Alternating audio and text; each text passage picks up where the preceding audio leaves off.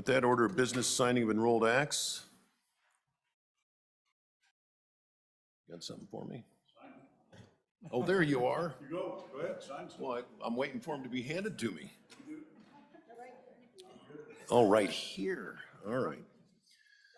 Enrolled Act 51, original Senate File 102. Senate Enrolled Act Number 51, being Original Senate File 102, Food Freedom Act Amendments, an act relating to marketing homemade foods. I'm about to sign Senate Enrolled Act 102, Senate Enrolled Act 51, original Senate File 102.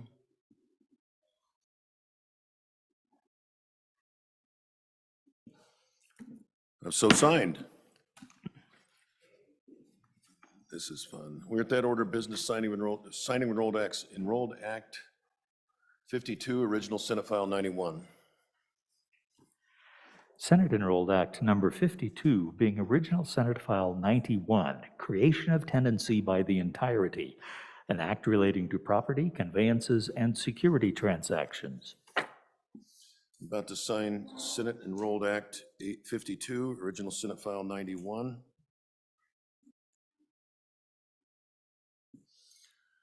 This is really hard. There's a script that says sign, hit gavel. I have so signed.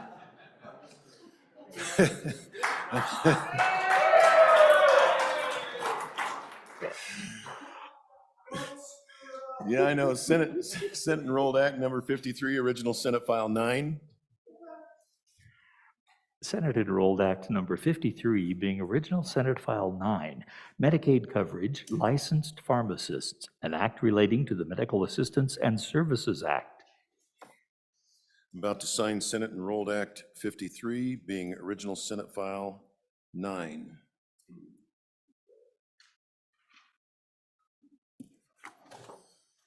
Okay, next order of business is messages. We have a message from the governor.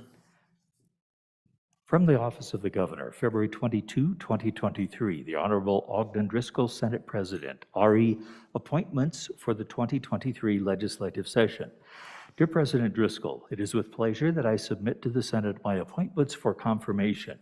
Favorable consideration of these appointments to Wyoming's boards and commissions and to agency director positions is much appreciated. Dispensing with further reading, sincerely, Mark Gordon, Governor. Any messages from the House? Okay. Reports from standing committees. February 22, 2023. Mr. President, Committee Number 4, Education, to whom is referred House Bill 209, Hathaway Scholarship Accounts, Transfer Timing, respectfully report same back to the Senate with a recommendation that it do pass. Ayes, Senators Beitman, Brennan, Rothfuss, Scott, and Steinmetz. Senator Scott, Chairman. Mr. Majority Floor Leader, we're now at consideration of bills on general file. Done today. Microphone, please. What we're going to try to get done today, we're going to try to work all the way down through general file to House Bill 99. If we can go ahead and scroll down to that. If we get that far, that'll be the last bill that we're going to do, or we're going to try to work till 5 o'clock, whichever of those ones comes first. And then the Republicans will caucus down in 113. We're going to look at the governor's recommendations for boards and commissions, and we'll go through that list. I've got copies back here on my desk. If you want, you can come back here and get one now, or I'll distribute them once we get down there. Hopefully we can get through that in about 30 to 45 minutes, and then folks can get out if they have other obligations. But that's kind of a purview of what we're going to try to get done today. 5 o'clock or House Bill 99, whichever one of those comes first. Then we'll caucus. I believe there's copies for our minority party up there on the table, if they haven't picked those up yet, to review those. And with that, Mr. Vice President, I move that the Senate resolve itself in a committee of the whole. You've heard the motion. All those in favor say aye. Aye. Opposed, no. Motion carries. Senator Beitman.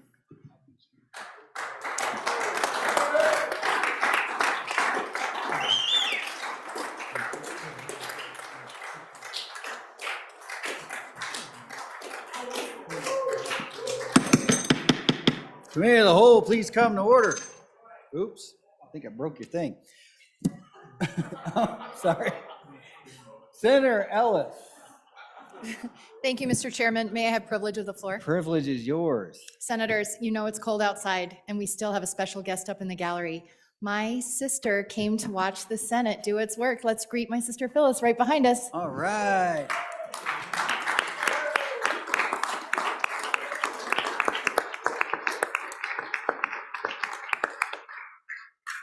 Welcome to the Senate. Okay, Senator Nethercott. Thank you, Mr. Chairman. It should be noted that I think in the first time in the Senate's history, the largest box of chocolates has been sent to the Senate floor to yours truly from a former senator. I just think it should go into the journal of some sort that we have been blessed today with a massive box of chocolate. All right, And I am very excited about it. Should we open it together? let's do it. I'm using keys because it's chocolate. I don't have the patience to find a knife. See what we have to share. With Sister Phyllis too, up in the gallery.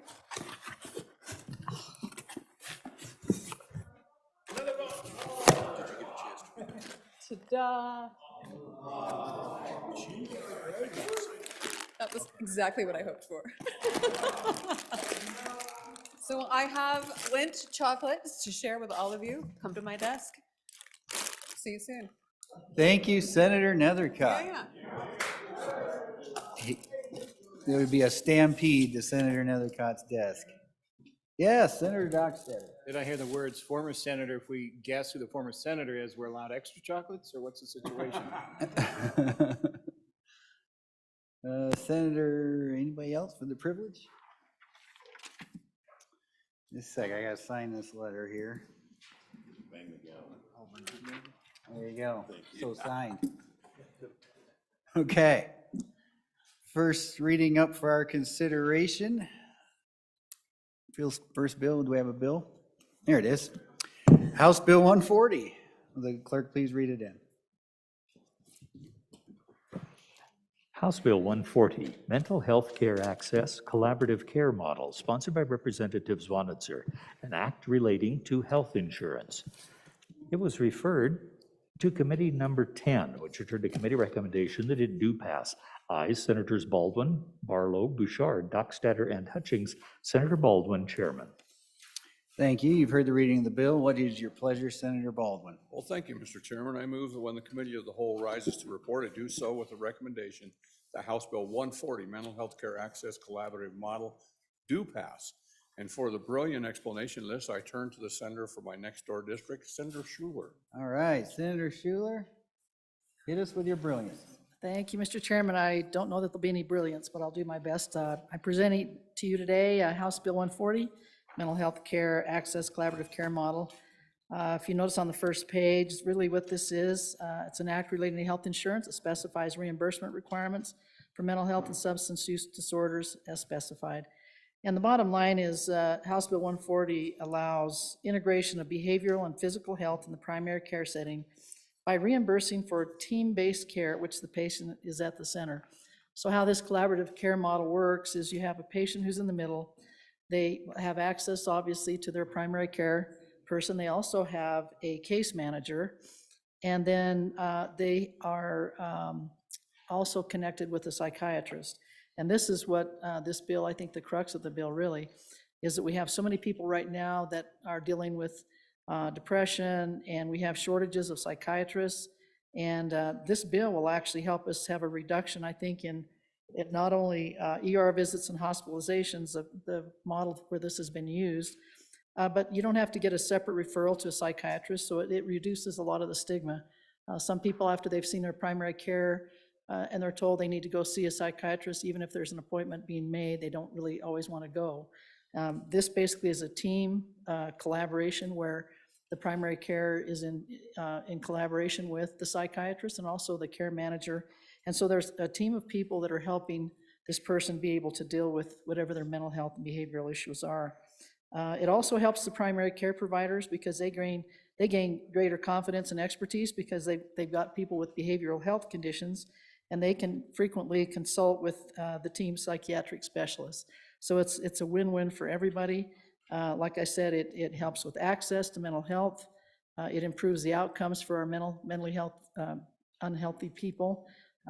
It's a better management tool when you've got a team working with a patient instead of just having your primary care and the person who has the issues, and then hoping that whatever they give them works. And I know in my corner of the state, we have obviously more access problems than anybody probably, because we have the state hospital in our neck of the woods, and many of our patients end up, once they get released in our community, and maybe they do okay for a while, and then sometimes, maybe they go off their meds, or there's some stress in their life, and they end up in our in our detention centers and our jails, and they may not be able to get back into their primary care right away. But if you have a team of people like this collaborative care model, you've got a whole group of people that are behind you to help you to try and get back on track. And so there's a lot of savings. It's more efficient treatment. It's a cost saving for the patient. And basically, the insurance companies, I'm not sure about the codes and how those work, but apparently they're already in place for this. And so it basically takes away that shortage of mental health providers and those long wait lists that we've had to deal with in the past. And actually, where we've had some inadequate mental health networks, at least in my community, it takes away that stigma, it takes away that lack of engagement, because we've got everybody working together to try and help out the people that we're trying to deal with this collaborative care model. I know it's worked in a few other places, and I don't have a list of all of those, but I know that it's a very smart investment into our people. And with that, you can take a look at the bill and see that on page 2, all individual and group health insurance policies have to provide coverage on an expense incurred basis. And a little bit later on, it talks a little bit about page 2, they shall provide reimbursement for benefits that are delivered through the psychiatric collaborative care model. That's on page 2, lines 17 through 19. And so really, the other thing I think maybe some of you might be interested in is on page 3. These benefit and reimbursement requirements shall not apply to any policy, contract, or service that would require the state to provide the cost of as specified. So it doesn't restrict health insurers' abilities to apply appropriate medical management, and it's only going to apply to individual and group health insurance policies on an expense incurred basis. So I think that's it in a nutshell. I'd be happy to answer questions if I can. Great, thank you, Senator Schuler. Senator Baldwin. Thank you, Mr. Chairman. Just to clarify, one of the things that Senator Schuler talked about, and that was the billing codes. And the billing codes are already in place to combine. So a patient going into this collaborative care model doesn't have to have it's called an ICD-10 code, which is beyond complicated. We don't want to talk it here, but an ICD-10 code is the ability of a medical provider to bill one thing, a psychiatric provider bills another thing. These codes, these ICD-10 codes, are a combined code. So rather than billing here, we build in one chunk as the billing model, and it saves money. Potentially, it could save a lot of money. A person going into this collaborative care, without going too in depth, the mental health side, if it's not taken care of, usually leads to physical health problems, and vice versa, as we talked about this morning in one of my committees. So if we can bring them together, it may solve a lot of things down the road and save us some money, and probably save the patient a lot of heartache and grief. So I just want to clarify that. Thank you. Thank you. Any further discussion? Seeing none, question being called. All those in favor of Senator Baldwin's motion that when the committee of the whole rises to report it, do so with a do pass recommendation of House Bill 140, please say aye. Aye. Those opposed, no.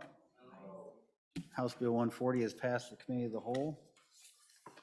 Our next bill up for consideration is House Bill 208. Will the reading clerk please read it in? House Bill 208, School Foundation Program Reserve Account Investments, sponsored by the House Appropriations Committee, an act relating to school finance. Was referred to Committee Number 2, which returned to committee recommendation that it do pass. Ayes, Senators Anderson, Guru, and Nethercott. Excused, Senators Kinski and Salazar. Senators Kinski, Chairman. Heard the reading of the bill. What is your pleasure, Chairman Kinski? Mr. Chairman, I move that when the committee of the whole rises to report, it do so with a favorable vote on House Bill 2. This is not a good day. House Bill 208, and for an explanation of this finely crafted piece of legislation, I would turn to Senator Garou. Oh, Senator Garou. Okay.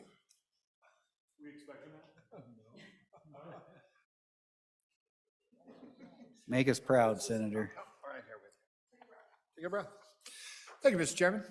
I bring this fine little piece of legislation, House Bill 208, once again, another in one of the suite of bills, as we call it, about straightening out our accounts and getting to a total return policy. This time, thank you, on the school foundation program reserve account.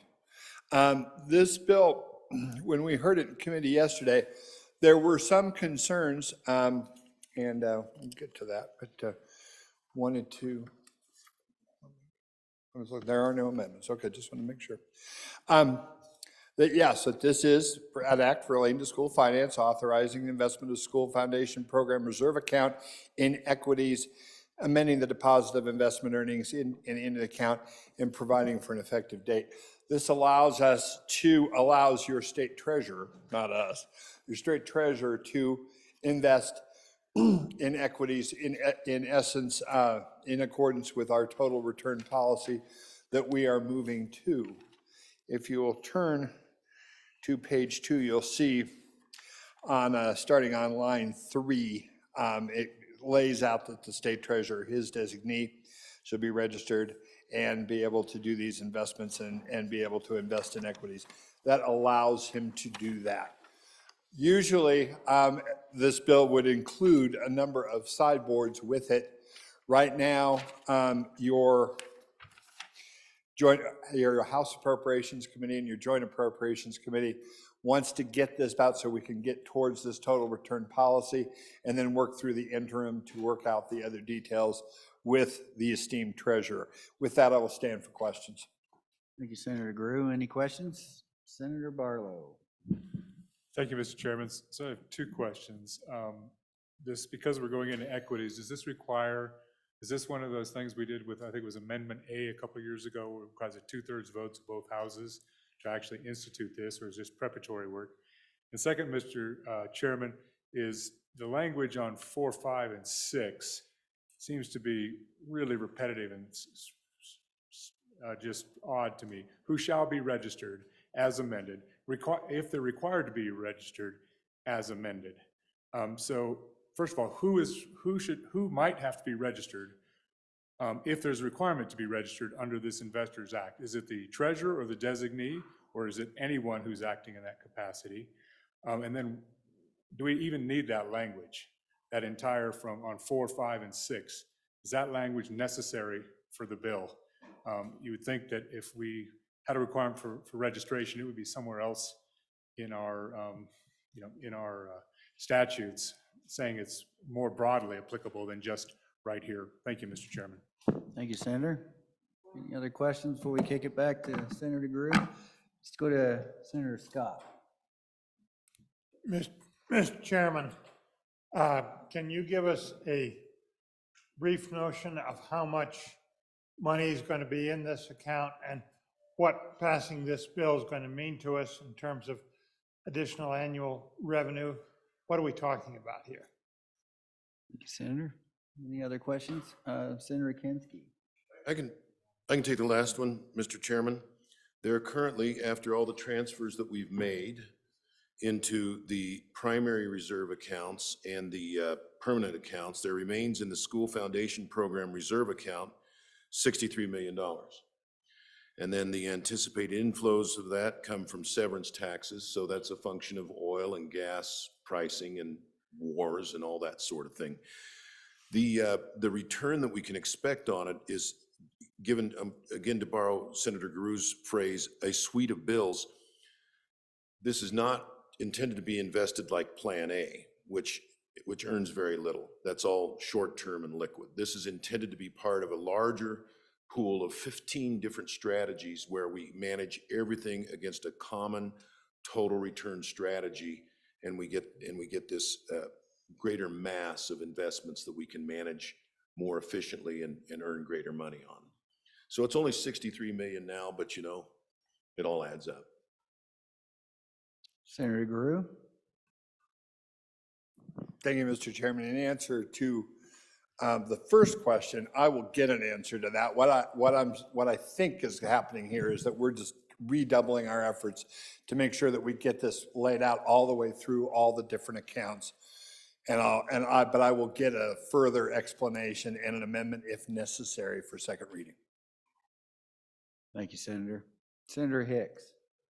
Chairman, and just to help answer the Bates Creek Senator's question, currently Pool A, if just a snapshot today is about 2.5%. If we move this into the reserve account under that total return, it'll yield approximately 5%. So it would roughly double the rate of return on whatever interest and dividends that we're going to get off of this money. And that's the rationale behind doing it. Senator Scott? Mr. Chairman, so if I'm doing my mental math right, we're talking about somewhere with this bill of $2 million or so additional earnings every year that would be then available to meet our obligations to schools.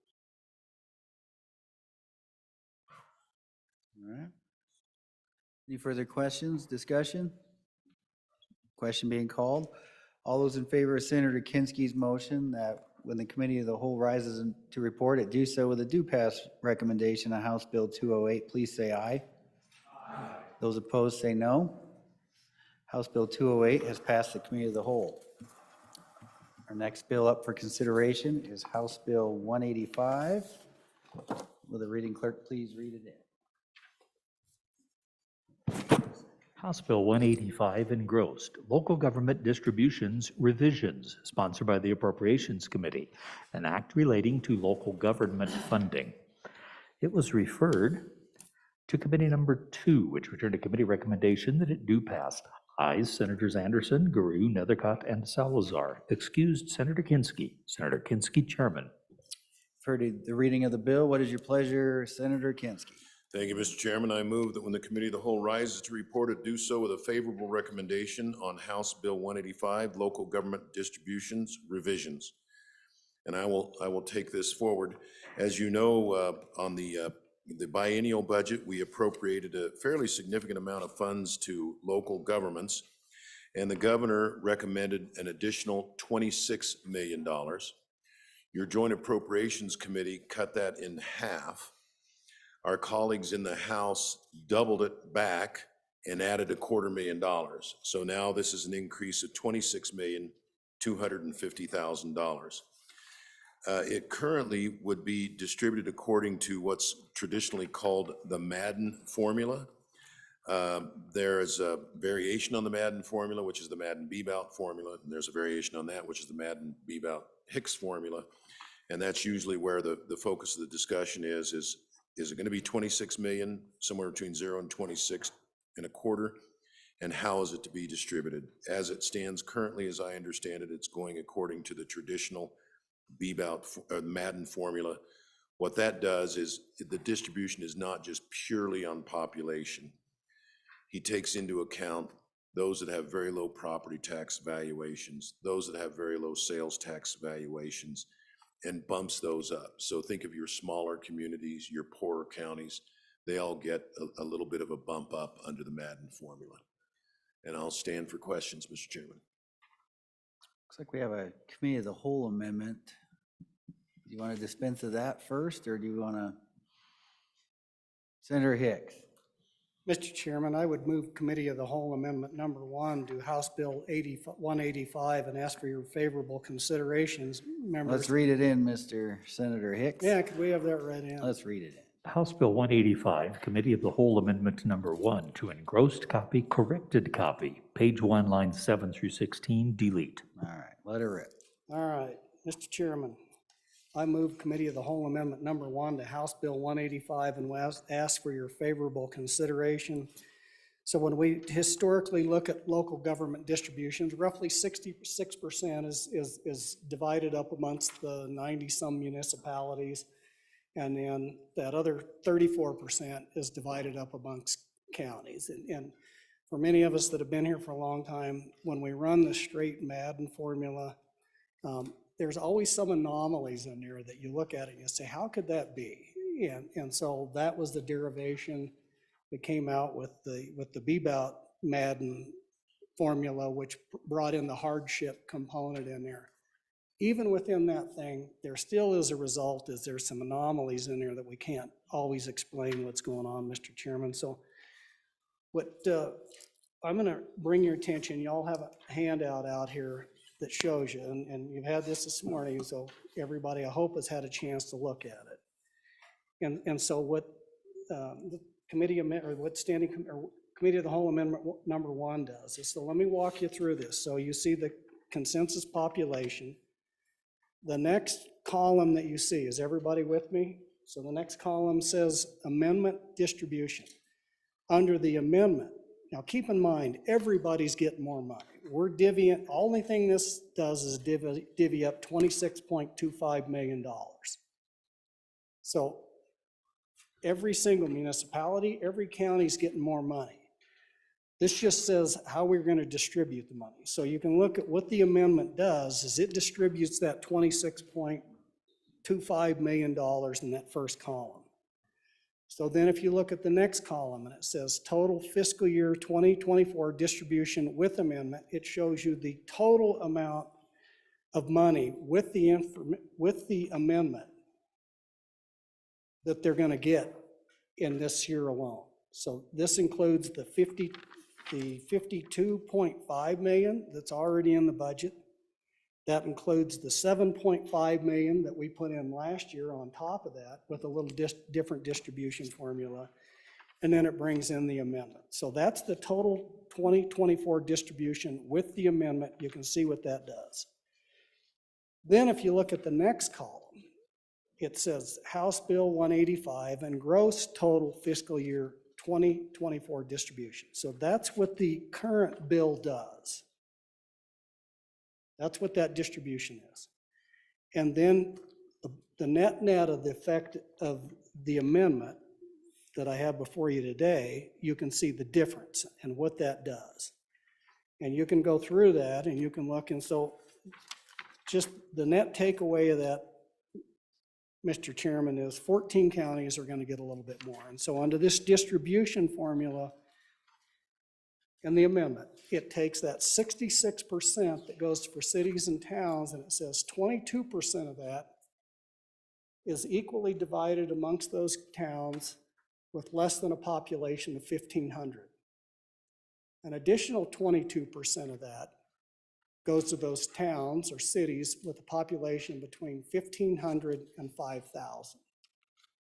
The next 22% is distributed back to those cities that have a population over 6,000. So it takes that 66, breaks it into 3 different categories based on population, and then for the cities, it's distributed back out based on their population.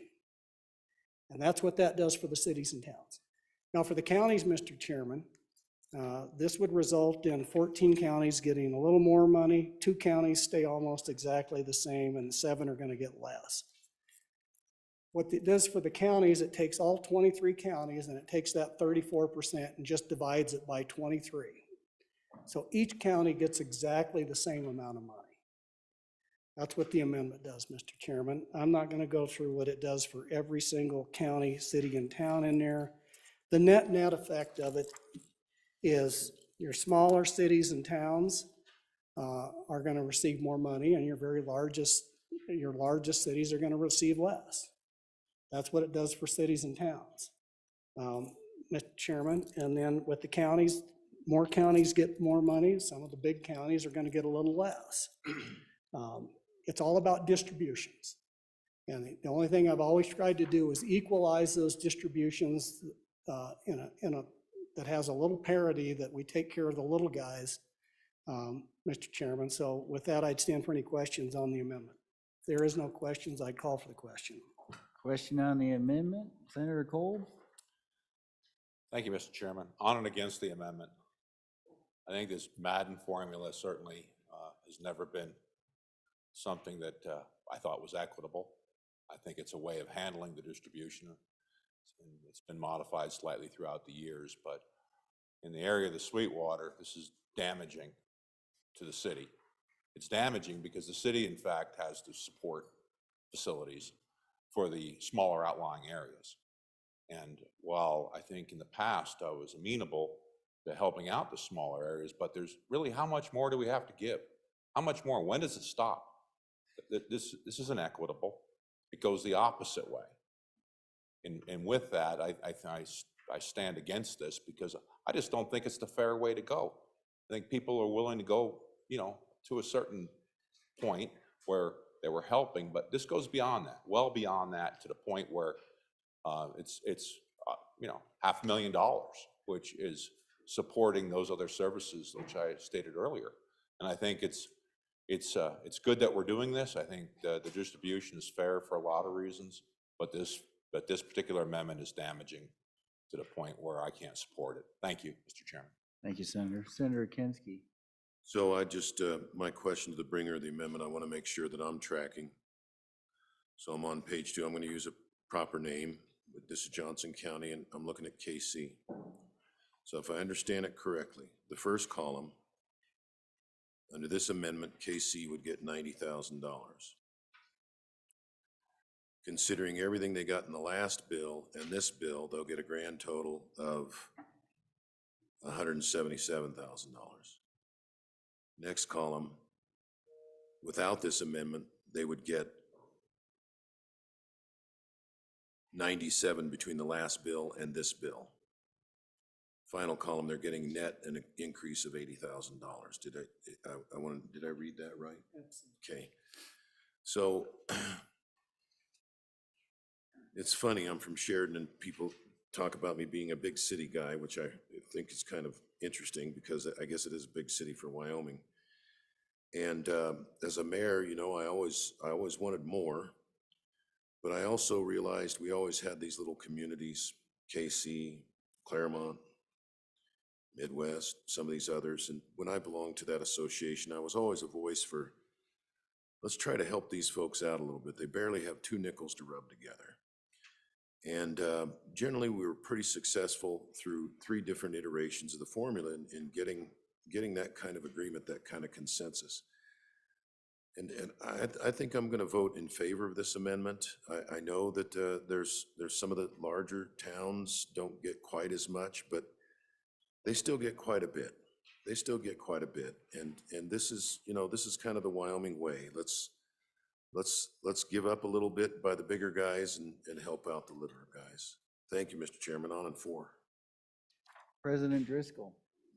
Mr. Chairman, thank you. On and for the amendment, I'm going to counter just a little of what you've heard on some of it as far as what do the big cities give us and what do the little cities have? And it's really interesting. I live in a little county. It's tiny. My business spends $750,000 a year in a business in a county next to me that's one of the large ones that gets it. We get none of the sales tax.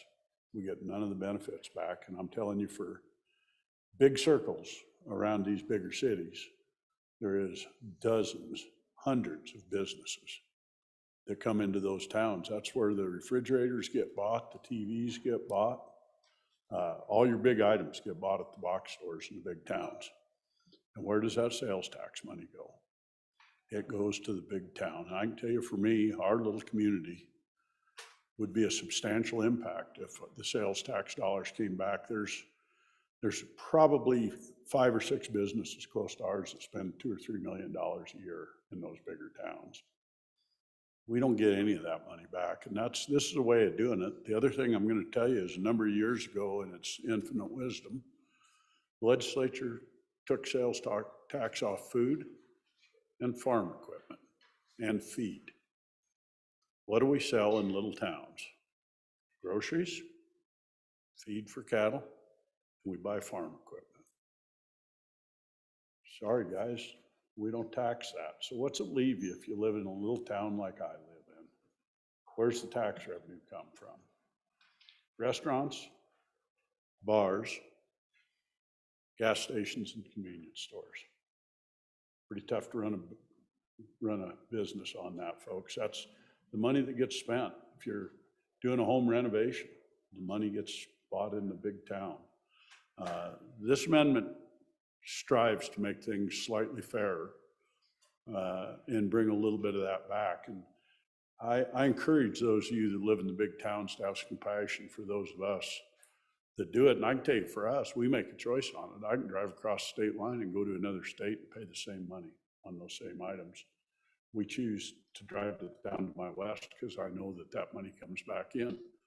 I will tell you, I fuel my vehicles in the state of Wyoming because I know the gas tax comes back to Wyoming. So if you don't think it matters, it does. And for us small areas, we do appreciate the largesse of the bigger communities. I can tell you how tough it is. Once again, looking to the community to my west, they give police cars and fire trucks to our poorer counties to give you an idea how hard it is for us to buy things. So I encourage you to think hard on it. It's not a huge amount of money when you compare it to budgets in the big towns. It is a huge amount of money in these small counties and towns. Thank you. Thank you. Senator Salazar and then Senator Scott after that. Thank you, Mr. Chairman. You know, one of the frustrating things about that I've experienced in being in the legislature is the inability to help these small towns. I've tried with my votes with regard to tax policy to help them, but this amendment directly helps my small towns. In places like Du Bois and Pavilion, it's not a lot, but it's enough to make a difference. And it will help my rural folks in Fremont County. And so I'm going to be supporting this amendment. And I understand it's where you're from. I understand it's who you represent. I get it. But for me and my vote, this is going to help my rural folks in the small community. Thank you, Senator. Senator Scott.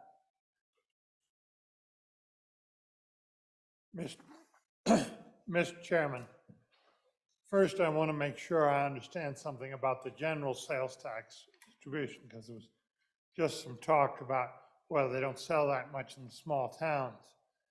Am I right in understanding that the way our sales tax distribution works is it goes back to the county of origin and then is allocated between the county and the various cities and towns based on population? So, for instance, I represent a town of Bar None that has almost no retail business. Their people do their shopping at the supermarkets just down the road in Casper. They're all part of the same community.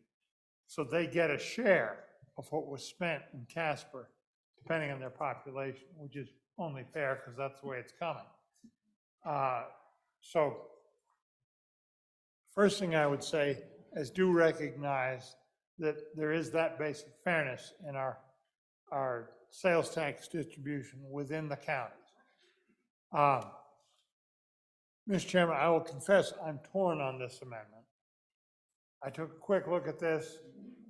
It helps 3 smaller communities that I represent to the tune of about $300,000.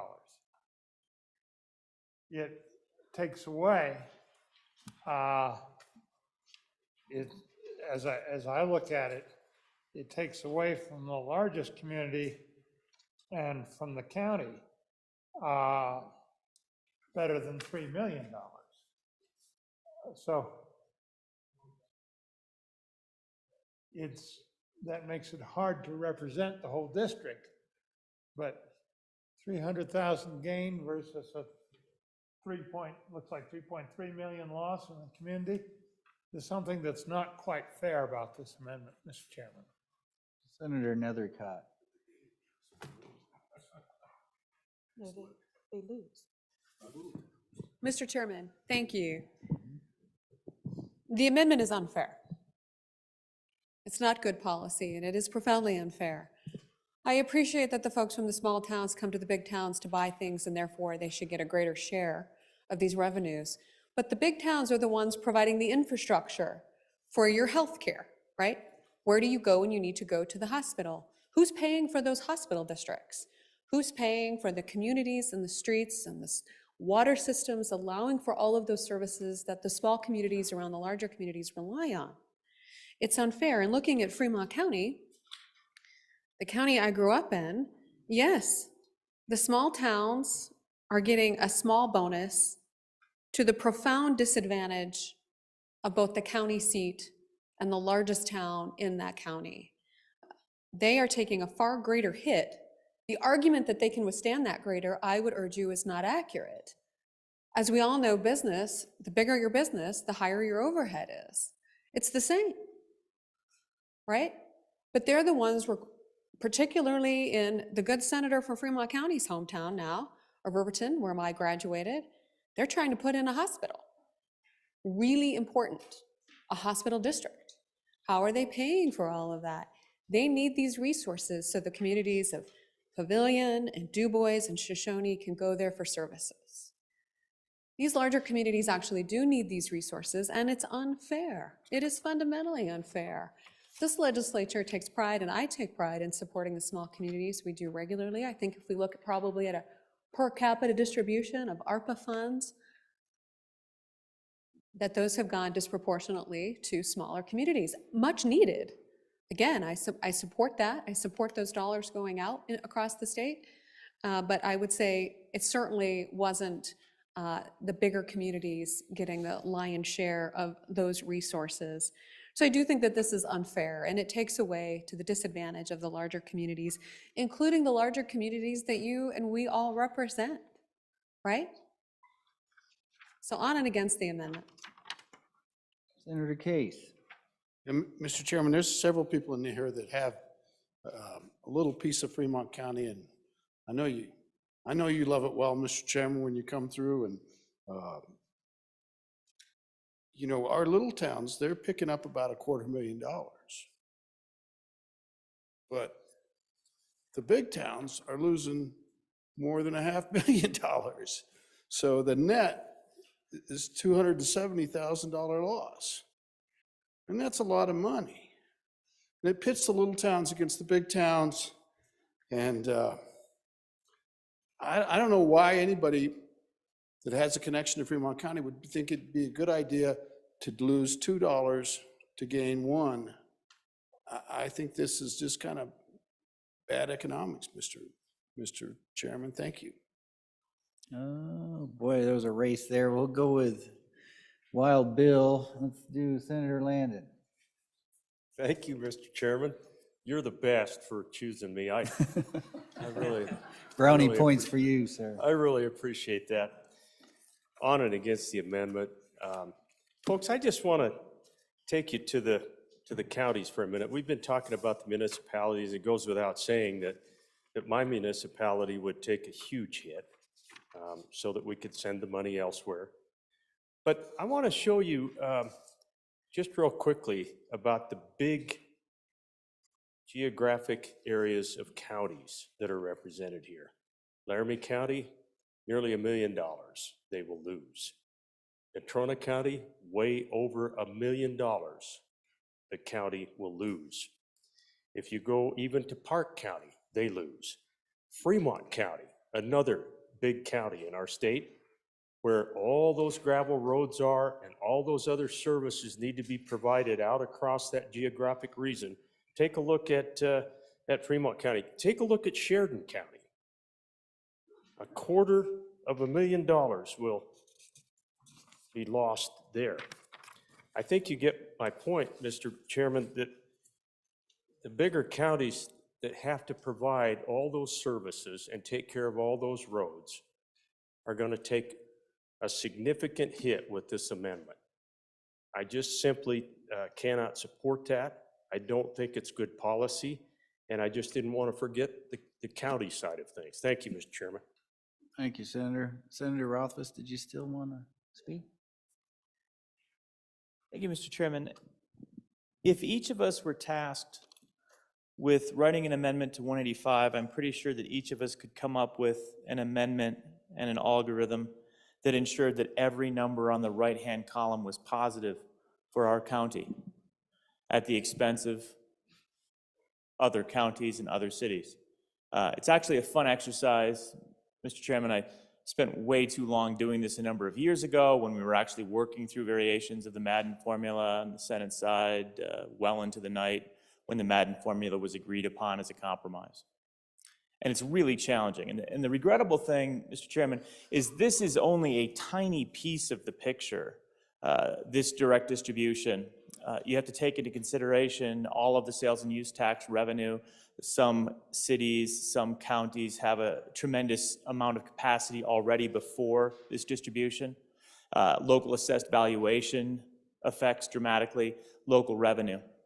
And that largely goes to the county level, but some of it also trickles its way down. So when you look at everything, which is what's brought into the Madden formula, both a hardship and direct distribution component of the Madden formula, those are blended, and that distribution, while not perfect, was at least a pretty significant effort into the deep mathematics of about 25 columns across of calculations to determine what was at the time deemed a reasonable distribution. And Mr. Chairman, to be clear, it's not a perfect distribution. It's got its flaws, but the idea that we would just come back and change it on the fly by giving effectively $90,000 per community, per municipality, and that's the bulk of what this amendment does. That's the most important piece, is a $90,000 cash payment regardless of the size of your population, leads to some anomalous outcomes and some negative consequences. By and large, that's taken from all of the largest communities and handed to the smallest communities, and that's by intent. But you'll see some interesting figures like on page 1, Converse County, Lost Springs, where we all love Lost Springs, and no offense to Lost Springs, but the idea that we would distribute $120,000 to a population 6 community, $20,000 each, just write them a check. I mean, what a great day for the folks in Lost Springs. I almost want to move there, right? I mean, it's a good outcome if you're Lost Springs. You see some counties, Carbon County is a great example, where there is no negativity on the right side, all positives, smaller communities. If you put those communities together, oddly enough, and they formed one common community, we would have taken money from them. It's actually just the fact that they're separate municipalities that leads to a positive outcome based on the change through the amendment and the calculation. It's rather arbitrary, but it just means that if you have 15 municipalities with the same population as one municipality, those 15 gain and that large municipality loses. Again, Mr. Chairman, any of us could sit down with a spreadsheet and come up with an equation that leads to a positive outcome for our unique community. I am happy to do that and work with any of you for a next reading amendment if you would like. We'll sit down, we'll go through the math, I'll show you the real spreadsheet, and we'll have a good time and make sure that you come out ahead. We can have, about 31 different amendments in the next reading. Mr. Chairman, but when you then go back and look through the effect of this, I do think it's important to realize another consideration. Look to our counties that already have significant revenue. The ones that when you look at sales and use tax, property tax, and other taxations have robust local income. It's not on here, but we know which counties those are. We know which cities those are. And oddly enough, they come up with additional revenue in some circumstances through this. So our rich municipalities, the ones that are more beneficial, that tend to be resting on the top of hydrocarbons and have the value of that, in some circumstances come out ahead.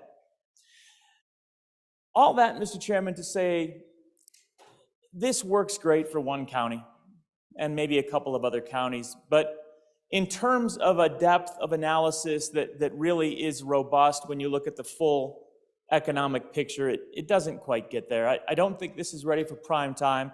I do think it's worth revisiting this, but it's the kind of thing we really need a lot of time and interim. If we want to revisit the Madden formula, if we want to change it and come up with a better process, that is a worthy objective. But it can't be done by just one member looking at the number of municipalities in their county and figuring, well, if we add 90K per municipality, boy, my county wins. It's going to lead to inequity more than it's going to lead to equity on and against. And I'm happy again to work with any of you on alternative amendments for the next reading. We can do 30 or 40 of them. I'm happy you didn't divide the amendment, Senator. Senator Cooper. Thank you, Mr. Chairman. I'm looking through my list here, and I'm not seeing 90,000 on any of my 10 towns. One, maybe. One, I stand corrected. I see some small towns that in the 70s where these bigger municipalities spill more than that a year, a month. We talked about hospitals and hospital districts. In my 10 communities, we have 3 hospitals that we're trying to support. So the negative I've heard in this room is all from the big communities, and I understand that. But there are a lot of small communities. I see $70,000 on a community here. That's the difference between whether we get to operate our septic system next year or we don't. It's huge for these small communities. It's vital that we do it. On and for the amendment. Thank you. Back to Senator Driscoll. Mr. Chairman, thank you. Lots of good arguments. You know, it's kind of feel a little left out in the wind. My county's 7,000 people against 500,000. It kind of looks like it's Samson versus Goliath. I think I can understand probably where we're going to head, but I made most of my arguments. But you take a look at these, and we talked about hospitals. Do you know who pays for the hospitals? Well, it's usually a mill levy. Everybody pays their piece out of it. Paving streets and towns. Sorry, I don't care. I've got gravel roads in my towns. I'm not sure I care if the big towns have the extra money to do it. I'm not saying it's wrong. I'm just saying where it's at. Most of these little towns that you see the 90 by have a budget that they're driving used cars. They don't have much of a police force. They don't have much for services. The ambulance services are staffed by volunteers. The fire department's volunteers. Not asking you to feel sorry. We all live that way and we like it. But there's a big difference on the economy of scale. And folks, there is a fairness issue here on the way this falls as far as where these towns, and like I said, don't feel sorry for them. But I'm going to turn the tables on you and ask, where do you think this money came from? Folks, where'd it come from? Did it come out of your town? No. Bet your money. I can look across at a good senator from a pretty small county to the south of mine. And I'm guessing they paid in to the tune of 10,000 times what they're getting back. They're doing okay, but they're paying more than their share. County to my west did the same thing. Coal money paid for every tax dollar, huge chunks of it forever. Did we say we're going to give them something back because they're bigger and they're taking in more? No. Same way with the good senator across from me made the talk. Huge parts of these counties, the wealth's generated in the country. It's not generated out of a town. It's generated in the country. Do you know what we give back into that country as a whole?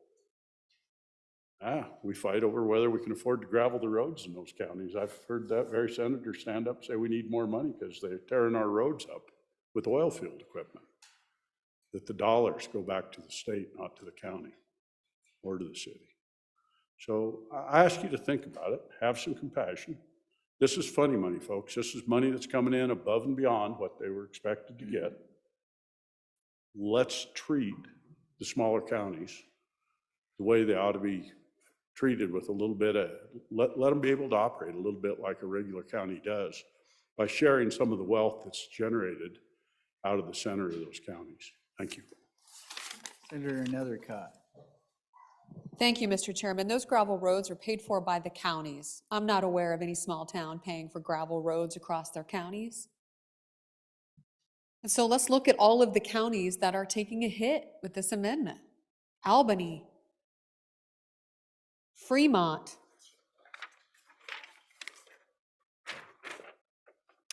Laramie County, Natrona taking the biggest hit. No doubt the senator from Bates Creek feels that for his dirt roads that he lives on. Park County taking a hit. Sheridan County taking a hit. Uinta County taking a hit. Those counties, Sweetwater County takes a small hit, or they're barely in the black. Those counties are responsible for those gravel roads. So I do feel compassion and welfare for those dirt roads. But the counties are taking the hits to pay for those, right? This amendment shaves the budgets off the counties that are paying for those roads. That's a fact. This amendment is not equitable in any way, shape, or form. In fact, you can see it even affects small towns very disparately across the board. I mean, Uinta takes some unique hits there in comparison from Evanston to Lyman. You know, that is an odd distribution of the communities. I think it does put our counties in difficult positions. I know we manage these relationships with our 6-penny taxes that we do here in Laramie County, some of the proceeds go to the city, and then many of them go to our small towns, and it requires a balancing of interests on those ways that the communities have a say in order to understand those balancing of interests between the small towns that need disproportionate support from the larger communities who provide those tax incentives. So on and against this amendment, there's huge consequences across the board for many of the communities, not just your capital city, but many of these communities across our state. Senator Steinmetz, and then we'll go back to you, Senator Cole. Thank you, Mr. Chairman. On and for the amendment. Just bringing us back to the fact that our normal distribution was 105 million. Last time in the budget, we upped it to 120 million. And this is even extra money on top of that. So no one's taking a hit. This is a decrease to the increase, kind of like how we cut spending sometimes, a decrease to the increase. So it's just everyone's getting more. Everyone's still getting more than they had before because we as a legislative body have seen fit to say, you know, we've got some extra funds at this time that we want to distribute. And this is just a policy decision for this body. We make them all the time, how we're going to distribute these funds. So just to push back a little bit on the previous speaker, that nobody is taking a hit. It's a small decrease to the increase, but everyone's getting an increase. Thank you, Mr. Chairman. Senator Cole. Yeah, thank you, Mr. Chairman. To start off by saying, God bless you. If you want to live in a small community, that's your choice. But the conversation that I'm hearing, it almost sounds like you're trapped there. Can't get out. That's, you know, you're a prisoner. You're not. People can go where they like and do what they like to do. And like I said prior, God bless them. But why are we penalizing the cities and the larger communities that in fact support the smaller communities? Frankly, I don't like hearing that we're putting one group against the other. We're all Wyoming citizens here trying to do the best we can. And because we fund other things, you know, in different areas, and in the larger communities, you fund services. And it could be in the counties, it varies, but they own the road graders, okay? Small town in my area, they don't own road graders. The state, county does, and they take care of the roads, as previously mentioned. My community's taken a 25% hit, 25%. And it's certainly not the largest one that can be talked about here, but it is significant. I mean, there's jails, law enforcement, jails are county, but they all work together with the larger cities. And I just don't think it's inherently fair. Sales tax is, to be very clear, is distributed by population. It's not by you lose all your money because you went shopping in a city and bought something or bought gasoline. It all comes back proportional towards population. And that's why you see some of the counties and the cities in unique positions they have within our state, because every county is different on the makeup of this. You'll see a different amount of impact. But to be clear, why should you be penalized for living in the city? Why am I guilty for living in a city?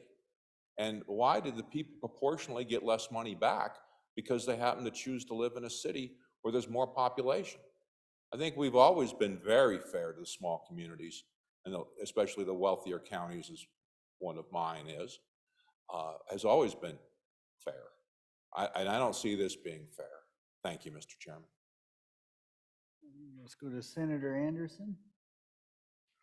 Thank you, Mr. Chairman. We've heard about the Madden formula and the Madden Bebout formula. I would submit to you that this is a Robin Hood formula. It takes from the rich and gives to the poor, which is a wonderful thing. Natrona County and Casper are not complaining about this. They realize they're losing money on this thing, but they're really not. Casper will still get $5 million. Natrona County will still get $3.3 million, I believe it is. And they really appreciate the fact that they're getting that and can help all the small communities within the state of Wyoming. Thank you. Thank you, sir. Senator Rothfuss, and then back to Senator Nethercott. Thank you, Mr. Chairman. So we're on the amendment specifically. And it's important to realize on the amendment that it's just what happens in the right-hand column of the handout is what the amendment does net. The other columns tell you what you would get without the amendment and with the amendment, but the right-hand column is this amendment. Mr. Chairman, I want to go back to the Robin Hood analogy. If we were robbing from the rich through the amendment and giving to the poor, I would simply be an aye vote. That's a good amendment. If the amendment did that, I'm all in. It doesn't do that, Mr. Chairman. It robs from the poor and gives to the rich. Let me say that again. It robs from the poor and gives to the rich. I don't know who the opposite of Robin Hood is. Who is the anti-Robin Hood? We need maybe some consultation. Can I get a ruling from the chair? Anti-Robin Hood? I don't know. All right, we'll work on that for second reading. I don't know. Yeah. I could say something, but I get in trouble. So. Yeah, never mind, Mr. Chairman. I'm not looking for a ruling Don't from the chair tempt anymore. me. Yeah, thank you. So a specific example of robbing from the poor and giving to the rich. And I'm going to use proper names because I'm going to use specifics on this chart, if that's okay. And this is going to be based on 2017 data. One of the hardships of working an amendment where the amendment comes with a spreadsheet and you didn't develop your own spreadsheet beforehand is you're coming to a spreadsheet fight without your own spreadsheet. But I looked up my 2017 data. And in 2017, Riverton, Fremont County, right, most of the way down on the first page, had a total revenue per person of $341 through sales and use tax and through property tax. That was the all-in, 341. It was one of the lowest in the state, one of the poorest communities in the state. And you see, we're taking away money. We're taking away around $324,000 in this. I don't think anything miraculous has happened in the last 5 years in Riverton to put them up substantially past the $350-ish per person on revenue between sales and use tax and property tax. Maybe I missed something. That same year, Douglas, Converse County, halfway down the page, was at $1,000 of sales and use tax plus property tax per person of revenue. $1,000, that's most all of the revenue, right? We have extraneous other revenue that goes to municipalities, but by and large, it's your sales and use tax and your property tax accounts for the substantial portion of your total revenue. That's what you're paying for your police, your fire services, your roads, your sewers. Everything else is going to come down largely to these numbers. $341 for Riverton, $1,000 per person for Converse County, and this amendment, the anti-Robin Hood amendment, takes about $324,000 away from what we would be distributing to Riverton and gives about $225,000 to Douglas. So, we all appreciate the fact that we have a direct distribution. It is good. This bill is a positive. It provides more money and funding to our community. But we should not be doing it based on this distribution, which is not taking from the rich and giving to the poor. Quite the contrary. It is an ad hoc solution that, in fact, ends up rewarding those communities that already have more than $1,000 per person available in revenue, while taking away from those such as Riverton that have the opposite. On and against the amendment. Senator Nethercott, did you want to go, or you're good? Okay, Senator Boner. Thank you, Mr. Chairman. I was not planning on standing here. In fact, I despise these fights because we get to watch how we fight over all the revenue that we raise in places like Commerce County, as we've heard. We also have quite a bit of impact. And it does happen in town too. It's not just in the counties. I'm more familiar with the county and the county road that's directly impacted by industrial activity. But those folks go to town too. Ladies and gentlemen, they go to town too. And I submit to you that if you just simply go at it and say, oh, this is how much money we get, this is how much the population of Douglas is in the census, I'd submit to you there's quite a few more people going through town than actually live in Douglas, Wyoming. So this is a luxury, I think, that we get to have this discussion, that we're divvying out extra funds raised primarily in places like Commerce County, since that's been pointed out several times. And boy, you know, let's be thankful that we can have this discussion and quibble over the extra money. But ladies and gentlemen, I mean, it's not like we're just sitting on a bunch of hydrocarbons. Let's be clear about that. There's a lot of activity. There's a lot of hard work that goes into making all this work.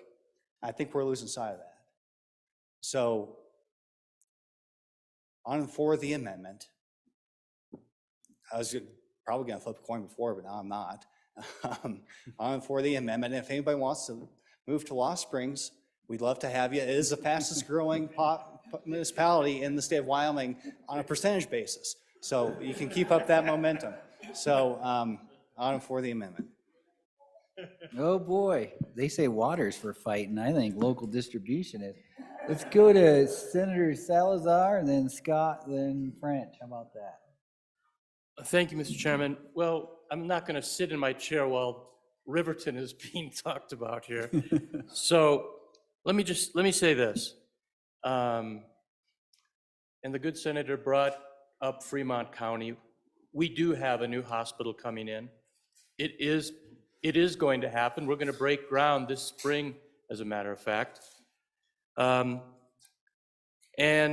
Riverton is looking, at least right now, at potentially a $12.5 million office building in Riverton. So it's not as if I haven't been thinking about my home city of Riverton. I simply said that it's been very frustrating for me to help my smaller communities, such as Du Bois. I lived in Du Bois for 10 years.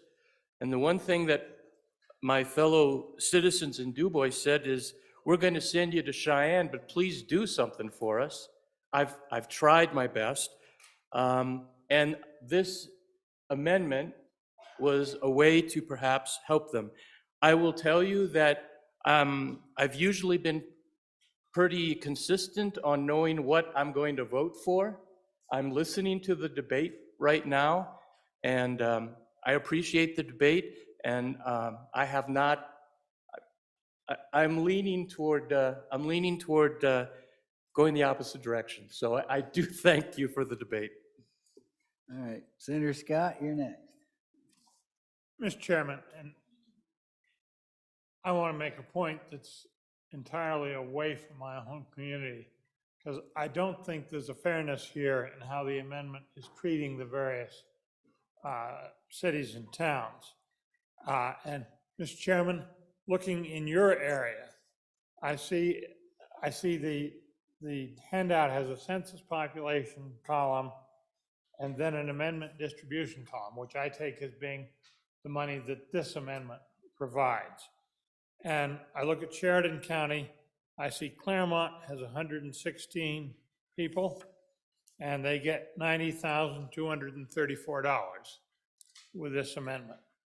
I see that Ranchester has 1,064 people, and they get $90,234.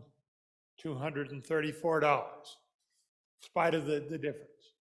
I look at the next county up, Platte County, and I see that Hartville has 64 people, and they get $90,234. And Guernsey has 1,130 people, and they get $90,234.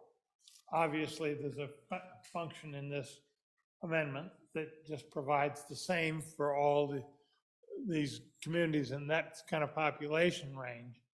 And I do think there's a difference between the amount of services that 64 people are going to require and the services that 1,130 are going to require.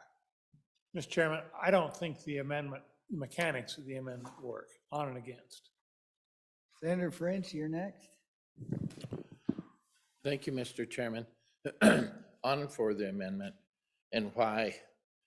You know, is this perfect? No.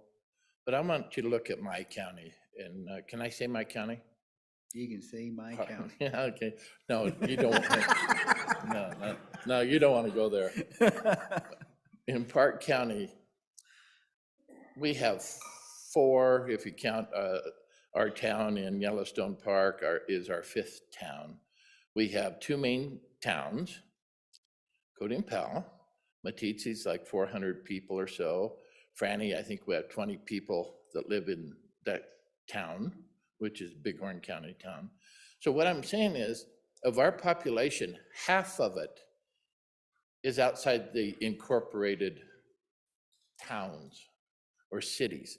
They're out in the country. Half of our population, where it's a big ag county, lives outside the cities. Now, where do I go? My neighbors go to shop, to find products, services, whatever. We go to those towns.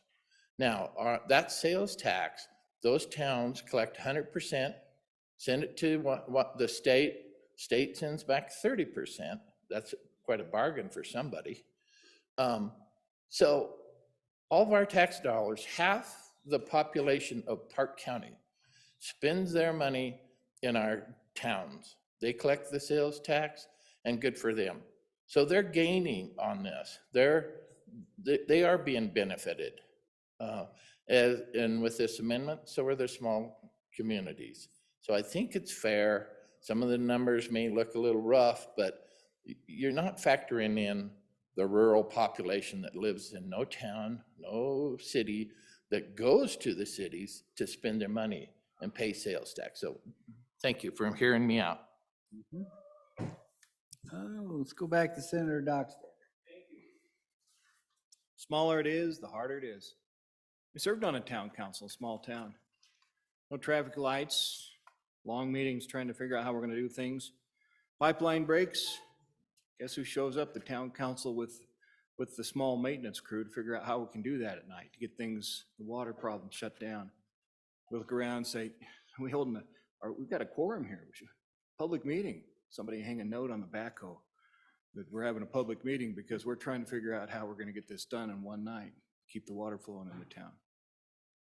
Harder it gets. I've sat through nearly 4 decades of small town council meetings where discussions say, well, when you get that police car, maybe just the tires for it this year. And finally, 2 or 3 years later, they're saying, maybe we'll just contract with the county, and that means we'll have a slower amount of time for law enforcement response because same county's trying to cover 3 other communities that have decided to contract because they can't afford a police officer anymore.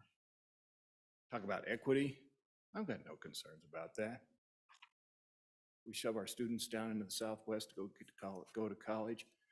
We shove our students over towards the town just over the hill from here to go to school. There's no equity problem there. That's a place with an incestuous appetite for just endless money. We just continue to talk about open checkbooks and happy days. We keep that community supplied with endless amounts of money to keep a university going. I don't have problems with equity for small towns and big towns and all that. I look around this town, I like this town, very friendly town. Ever stop to think about the state money that rolls into here, the federal money from an air base? I don't worry about equity. We're doing fine. Spring, for endless years now, we're gonna send bus loads of students from all over the state, center part of the state, sort of the center part, if I can say Natrona, Casper. Play ball and wrestle, go to the restaurants, take care of them. No, it's okay. It's okay to help the small towns out. On and for the amendment. Thank you. Oh, Senator Nethercott. Because I must, because I represent Laramie County. There's a conversation that somehow we're flooded with cash because we have an air base. Bah, ha, ha, ha, ha, ha. So they have retail outlets on bases. That's where they buy their groceries and their products, and those are tax exempt. That's where they pay. Do you know where they live? Most of them live on base. Do you know how long they're assigned here? Do you know how many of them live to the state south of us because they actually don't want to live in Wyoming? So some hard realities on that front. And do you know why this base is still in existence? It's not because of the state. It's through the hard work of the people of your capital city who've ensured that F.E. Warren Air Force Base didn't undergo a forced closure. And that takes significant effort. Do you know why we're #1 for reauthorization of ground-based strategic deterrence money? Because your local city officials made an effort to do that, to compete with the other 2 air bases. The city did that. None of you did. None of us did, right? We did that to make sure those jobs for those small towns, because you know where those launch facilities are located? Near the small towns. Do you know where those man camps will be? Where there'll be a flush of cash throughout all southeast Wyoming, northern Colorado, and Nebraska? Those small towns, right? So it benefits everyone, the work of the leaders of this city. Do you know when we're having conversations about how to provide police services, when we're down 100 officers, dozens of officers, as crime continues to rise, right? Those conversations are hard. Why, you know, people can't get raises, so those same challenges you face in small towns, I assure you, are being experienced in larger towns too, right? The bigger your business, the larger your overhead. It's a similar challenge. It's called equity. But as the good senator from Bates Creek and the Ivory Tower have pointed out, it's disparate against the other small towns as well, not just the big one. So I do want to get away from the big small town conversation because we lose every time. It is disparate to the other small towns. We are grateful. I know that my community and all of our communities, big and small, are grateful to the current revenue picture for the state. And so any allegation that this conversation or this debate is a quibble, I think is unfortunate. It's very unfortunate. And the ability to compare the bill before the amendment and after and describe it as a hit is also appropriate, because there certainly is a reduction in the amount received that is unfair. Overall, is it a wonderful thing for everybody? Is it more money to the cities, towns? Absolutely. And all of our communities are grateful for that. But it is a disparate formula, on and against. Okay. Back to you, Senator Hicks. You're a troublemaker. What say you, Senator Hicks?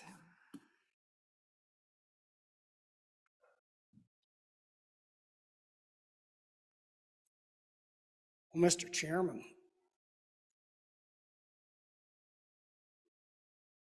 you know, I've listened to all of you, and quite frankly, I'm very troubled with the conversation we've had here today.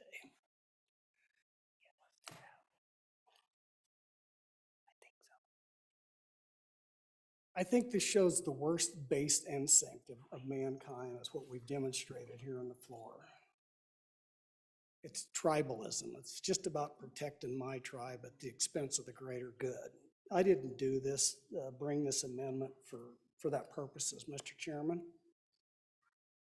I bought it because I tried to make an attempt on behalf of the people of the state of Wyoming. Not my town, not my county, for all the people of the state of Wyoming to just step back from the tree and look at the forest and say, we have a one-time opportunity here. One time. What can we do the best for the most for? Mr. Chairman, this wasn't about my tribe or your tribe, or anybody else's tribe. It was an attempt. Maybe the attempt failed. But Mr. Chairman, I tried. I tried to do the best for the most. Not my district, not your district, the entire state. That's what I tried to do, Mr. Chairman, and I'm sorry that it degenerated into a conversation about what's good for me and mine. And we can debate the merits back and forth. You know, we hear, absolutely agree. I come here for my health care, Mr. Chairman. I've used the hospital right over here. And guess what? You know why I do that? Because the areas that I represent can't support the surgeons and the medical professions that own a house here that's worth $500,000 and pay property taxes on that. So I have to travel. I recognize the benefit that our municipal partners, without them, we are not a state. We have to have those basic services. It's incumbent on all of us to recognize the good that each one of our community brings. I'm glad that we have Cheyenne and we have world class. I'm glad we have an airport in Rock Springs that has a population that supports that. So all the people of Wyoming can enjoy in that. Mr. Chairman, this was not an attempt to create a fight out here. It was an attempt to step back and say, how can we allocate these one-time resources? Is it perfect? Absolutely not. As my colleague from Natrona County says, well, there's a floor in there. There's a floor in the formula. The existing formula has a hardship in there. This just looked at that hardship and say, let's do a little more for the hardship. That's why you see those towns under 15,000 get 90,000. They all have the same infrastructure. If you got a town of 200, you got a water treatment plant and a sewer lagoon. Mr. Chairman, it was just an attempt. That's all it was. Okay. No. Senator Rothfuss. Thank you, Mr. Chairman. And I appreciate the attempt, but at the same time, calling the chamber tribalist and asserting a high ground that we're being selfish in not allowing a redivision when resources were taken from other communities and then end up in the sponsors' communities, 12 for 12 positives. I mean, that is just unrealistic. At the end of the day, the idea of putting more into hardship is a great idea, but there's a hardship component, and then there's a static component for distribution, and then there's a per community component. This isn't more money in the hardship component. This literally takes money, Mr. Chairman, from the hardship component and puts it into the static component, which came with the Bebout Amendment 4 years ago. If we need more money in the hardship, let's put more money in the hardship. This doesn't do that. Again, I appreciate the effort, but let's take an effort. Let's get together and work through this collectively to the point where we're all satisfied. But the idea of taking from some and giving to others and then calling the rest of us tribalist if we object to being the ones that get our stuff taken is not reasonable. On and against the amendment. Any further discussion on the amendment? Ready for the question? All those in favor of Senator Hicks's motion? It's committee of the whole. I don't think we can. All those in favor of Senator Hicks's motion to adopt committee of the whole amendment number 1 to House Bill 185, please say aye. Aye. Those opposed? No. Chairs in doubt, standing division. All those in favor, please stand.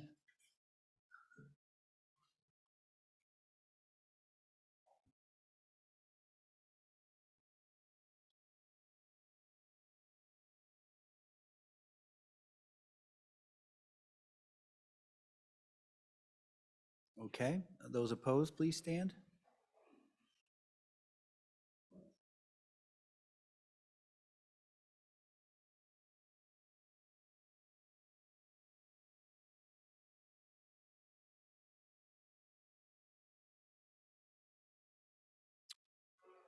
What you have? Same? Okay. So 14 ayes, 15 noes. That amendment has failed. We're back on the bill. Any further discussion on the bill? Question on the bill. Boy, I forgot who moved the bill. That was about 2 hours ago. Kinsky. All those in favor of Senator Kinsky's motion that when the committee of the whole rises and report it, do so with a do pass recommendation of House Bill 185, please say aye. Those opposed? House Bill 185 has passed the committee of the whole. Put this back together here. Next bill for our consideration is House Bill 286. Will the reading clerk please read the bill? Well, this is a thick one. There you go. House Bill 286 engrossed. ETS consolidation, sponsored by Representative Nicholas, an act relating to the administration of government. It was referred to committee number 8, which returned a committee recommendation that it do pass amended. Ayes, Senators Boner, Brennan, Furfan, and Pappas. Excuse, Senator Cole. Senator Boner, Chairman. You've heard the reading of the bill. What is your pleasure, Senator Boner? Thank you, Mr. Chairman. I move that when the committee of the whole rises to report, do so with a due pass recommendation on House Bill 286. There is a standing committee amendment. I ask that that be read in at this time. House Bill 286, Standing Committee Amendment Number 1 to engrossed copy, page 9, lines 14 through 21, delete. Senator Boner. Thank you, Mr. Chairman. I move standing committee amendment number 1, and for explanation of the bill and the standing committee amendment, I refer to my colleague from Laramie County. Senator Nethercott. Thank you, Mr. Chairman. Good senators, you have House Bill 286, ETS consolidation, which is Enterprise Technology Services.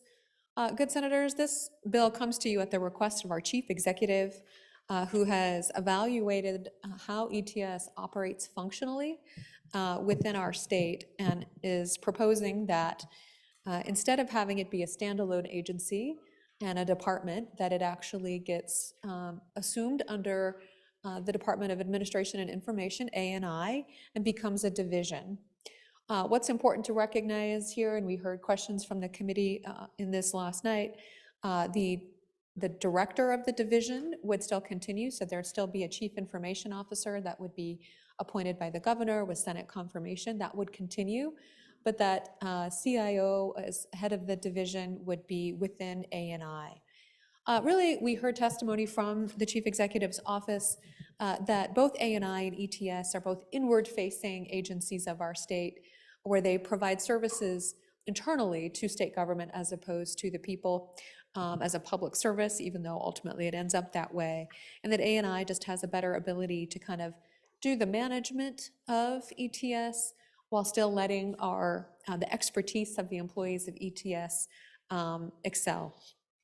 There's no fiscal note here, which I think is important to recognize. The budget and operations of ETS are going to remain the same.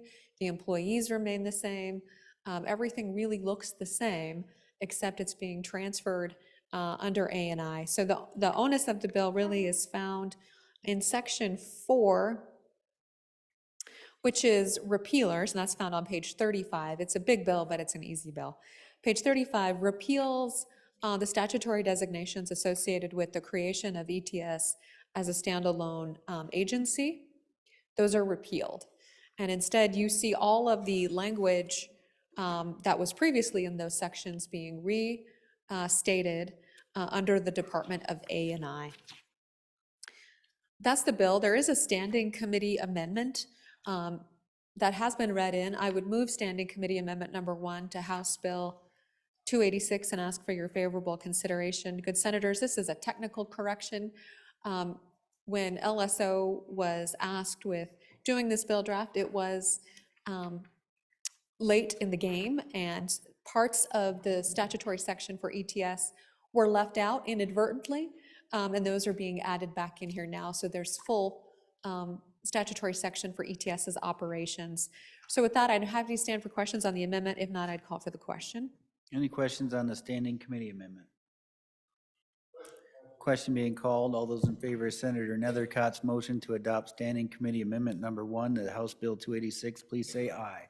Aye. Those opposed? Standing committee amendment number 1 has been adopted. Back on the bill. Back on the bill, Mr. Chairman, if there are no questions, I'd call for the question.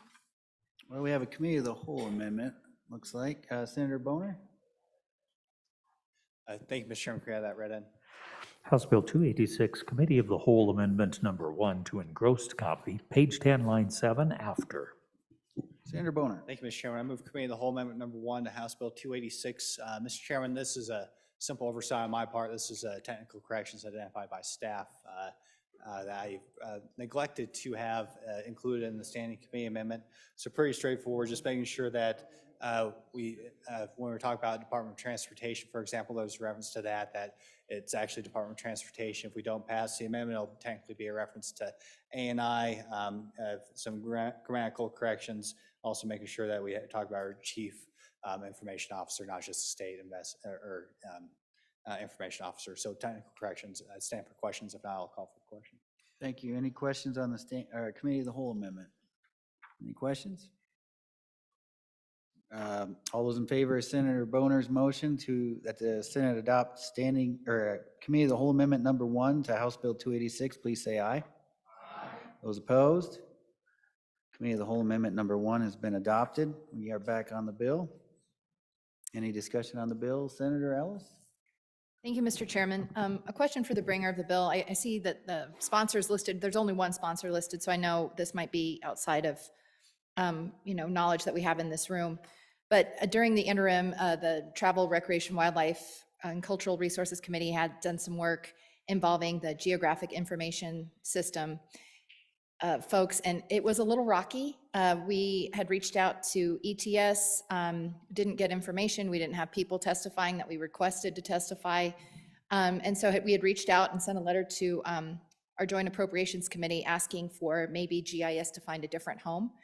And so in looking at this, I understand it's a consolidation of these agencies are trying to bring them together.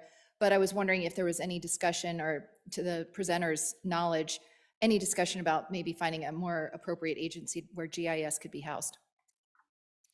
Senator Kinski. Mr. Chairman, the answer is no, we really couldn't figure it out. We visited with the folks at the university, they have GIS there. We heard from GIS folks all across the state about the need.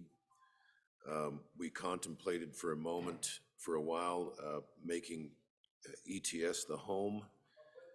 And then that kind of flamed out on us. And so I think we're pushing towards an interim topic. And I know that's not the best answer, but that's the answer I got. We couldn't resolve it. Thank you, Mr. Chairman.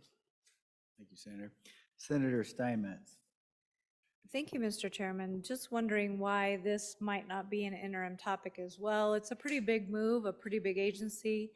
They deal with a lot of things, and I know we're saying that not much will change, but I know we've done HR consolidation in A&I, we've done pure procurement, we've consolidated a lot of things in that department too. So just wondering how going forward those things are all going to work together if we create a giant, massive agency is what we're doing, or is there an idea, a thought that maybe we might minimize this agency in the future? Just trying to figure out what we're doing, why we're doing it so quickly through an individual bill with one.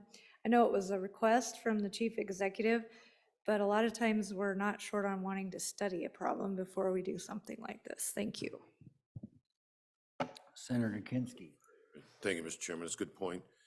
And appropriations is the home committee for this outfit, and we will be looking at it in the interim. This is an attempt by the chief executive to get a reset so that we can get get our arms around the agency. And we basically are probably going to go back to square one and look at what were the original objectives in setting it up, and have we realized those objectives, and what do we need to do different or better? So well, let me say this, I will submit it as an interim topic. Whether or not we receive that from management council is another question, but I think there's a lot of sentiment to take a look at it. Senator Nethercott. Thank you, Mr. Chairman. The director of A&I was present at the meeting and indicated a willingness and an ability to take on the task. As we know, it's a pretty competent agency. I feel the governor feels confidence on that as well. A good question on the consolidation of the Human Resources Department as well, and that recent change that has taken place and been folded into A&I. And so there is a lot of change that's been occurring, and that was addressed with A&I itself, and interesting kind of solutions on that front regarding some of the HR approaches they have taken that might be similar to ETS, which is kind of a staging of priorities associated with the type of state agency, what they need. They may still need an HR in-house, and they may not, depending on the size and scope. And so prioritizing the need based on the state agency, I think, is important, and something that A&I is taking an evaluation of instead of a one-size-fits-all model. And I think they intend to do the same with ETS, based on some of the criticisms that the state agencies have had, that sometimes it is helpful to have IT professionals closer on site to understand the type of work that those departments are doing. And so there is, I think, thoughts about how to more effectively provide ETS services to the state agencies while still being an efficiency of consolidation. So the Chief Executive Office did say that this is kind of a first step, and so I don't think that they would not welcome an interim on it, but this is important. As many of you may know, the current director of ETS resigned that position, I think, while session was underway in early January when we began, and thus necessitating kind of the need for the bill now. Any further discussion? Seeing none. All those in favor of Senator Boner's motion that when the committee of the whole rises to report, it do so with a do pass recommendation of House Bill 286, please say aye. All those opposed?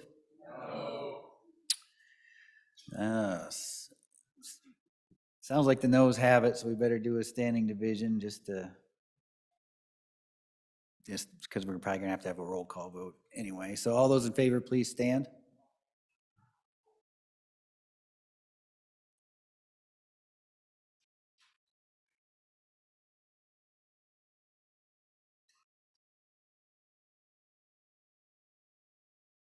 Okay, all those opposed?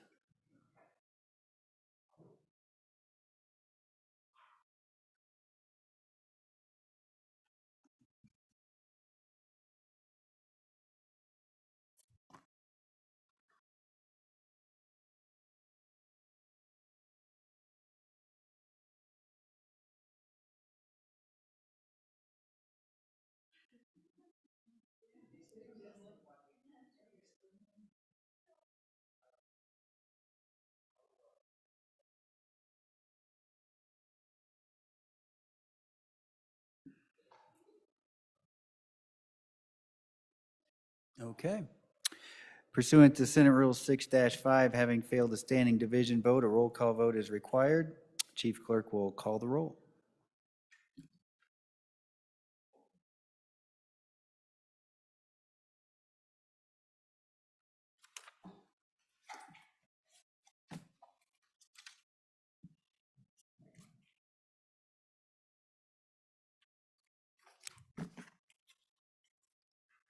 House Bill 286, roll call vote. Anderson?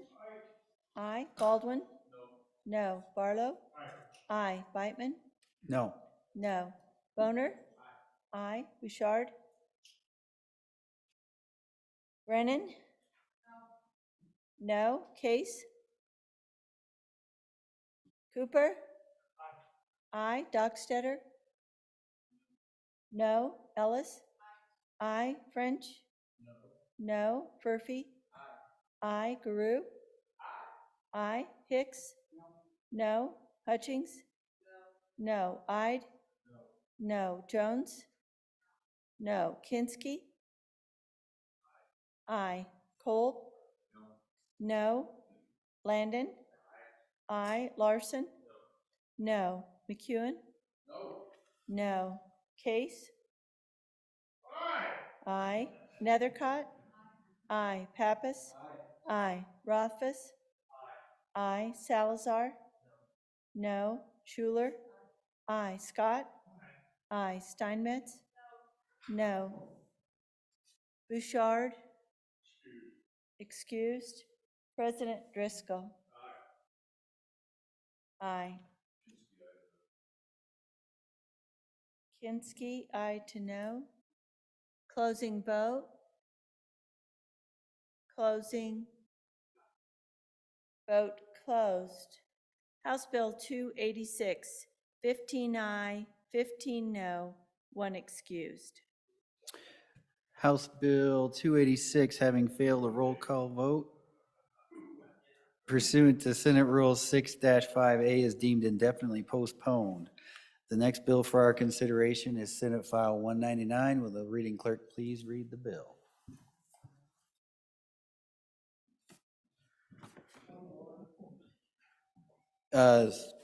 Majority Leader Hicks. Yeah, I think you said Senate file. I believe it's House bill. Maybe I heard you incorrectly, but I might have. It's been a long day. House Bill,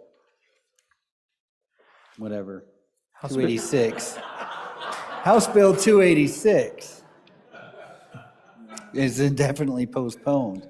Is dead. Dead. Okay. Reading clerk. House Bill 199 engrossed.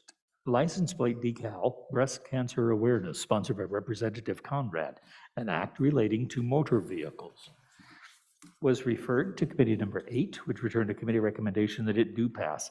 Ayes, Senators Boner, Brennan, Furphy, and Pappas. Excused, Senator Kolb. Senator Boner, Chairman. Heard the reading of the bill. What is your pleasure, Senator Pappas? Thank you, Mr. Chairman.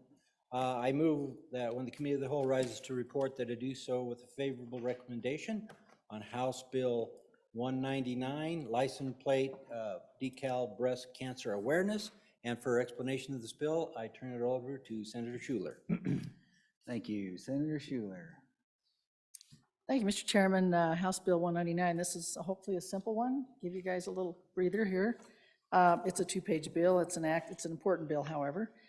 This is an act that provides for decal designated breast cancer awareness to be able to be attached to a license plate. If you look at the bottom of page 1, any person can apply for one set of these decals that have the breast cancer awareness logo. It's a decal that will have the ribbon, the breast cancer ribbon symbol.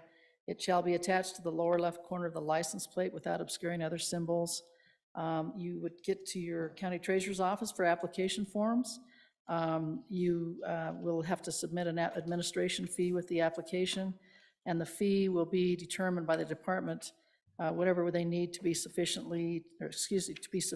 to recover reasonable administrative costs of the decal, but definitely not more than $5 per set of decals for any one vehicle.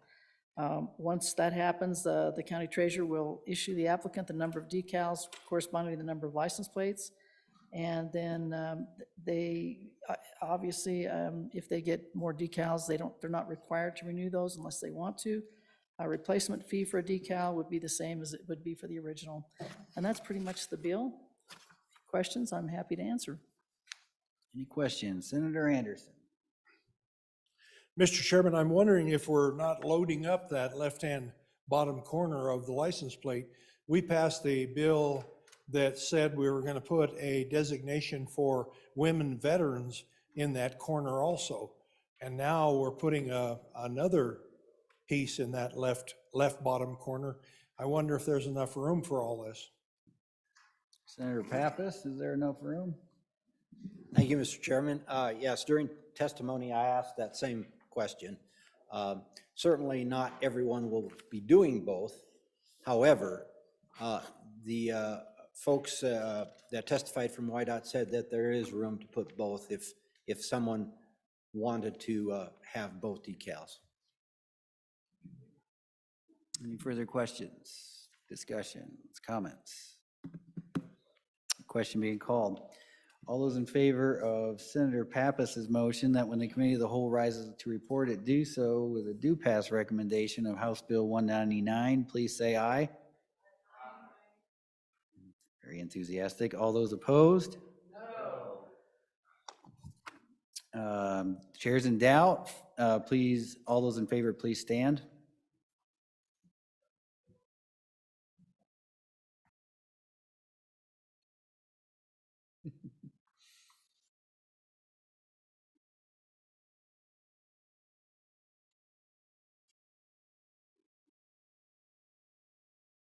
Okay, all those opposed?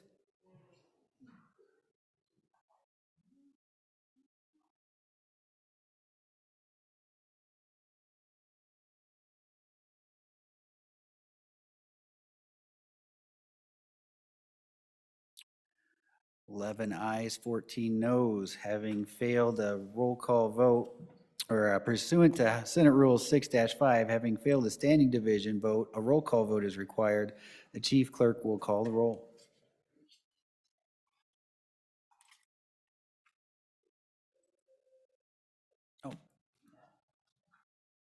House Bill 199, roll call. Anderson? Aye. Baldwin?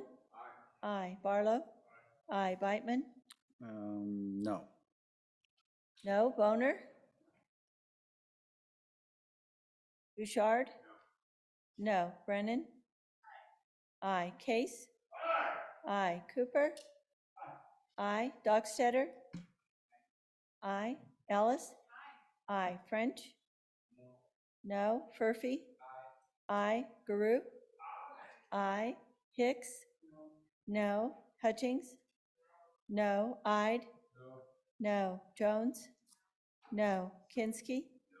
No. Cole? No. Landon? Aye. Larson? No. McEwen? No. Nethercott? Aye.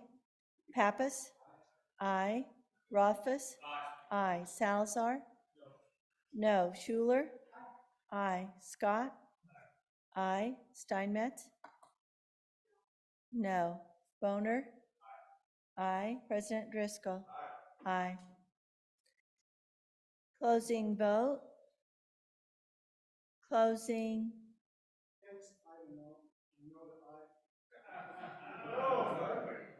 Hicks, no to aye. Closing vote. Closing. Vote closed. House Bill 199, 19 aye, 12 no. Okay. Well, that drama, House Bill 199 has passed the committee of the whole. Senator Kinsky. Permission to the floor, and we can take a brief Goldenrod talk. Brief Goldenrod talk. Okay, never mind. Are they ever brief? Never mind. Minor brief. Minor Okay, brief. okay. I promise it'll be just treetop. Okay, permission's granted. Okay, this is the most complicated goldenrod you'll see because it has these 4 columns. Under N is where JEC was. P is where we were with the House. R is where we were with the Senate, and then T is the conference committee, and that's really the one we're going to look at, is the far right column. If you go to page 2, this is out of the general fund. You go to row 35 and you'll see something just absolutely of beauty, which is, this is the budget bill transfer to savings out of the general fund, $165 million. And that was actually an increase of $54 million over what the JAC had originally recommended. If you pop over to page 3, the legislative stabilization reserve, let's see, that is, I believe on, well, it's not, oh yeah, there it is, on line 48, transfer to savings, $558 million. It's a wonderful number. On line 55, you see that we're projecting still to have 1.4 billion in the LISRA, which is what was our objective. And that line 48, transfer to savings, hopefully will get bigger as we go through, and jump back to page 2, as we go through these various bills. So if you'll recall the first Goldenrod, appropriations and transfers, it was about 5 or 6 sentences long. Now you see every bill that's got an appropriation in it all the way down. And some of them are pretty consequential, 15 million, 82 million, 26 million local government, 10 million crosswalks, 30 million, and 174 million on Capcom. Where that's all going to come out, we don't know. But as any of those drop off, the transfer to savings increase. So I just wanted to let you know in future goldenrods, as some of this legislation flames out, either because it fails or because in committee they reduce the amount of the appropriation. Hopefully there's not any increases. Hopefully we'll see the transfers to savings increase. Thank you, Mr. Chairman. Thank you, Chairman Kinski. That was brief. Senator Boner, did you have a privilege of the floor or anything? No? Senator Hicks? Yeah, Mr. Chairman, request that we stand at ease to the sound of the gavel and take a 10-minute break. Sounds good to me. Senate will stand at ease for an 11-minute break, because I'm in the chair. You're the king. Hail the king.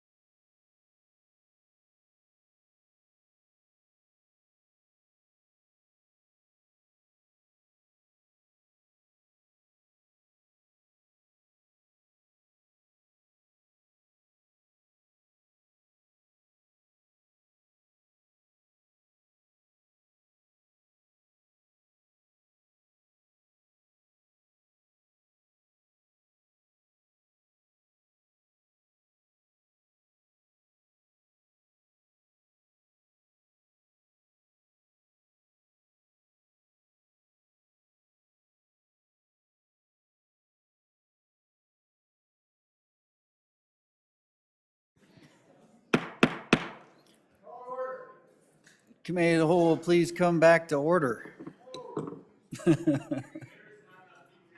Well, according to Dick, there is, so. Yep.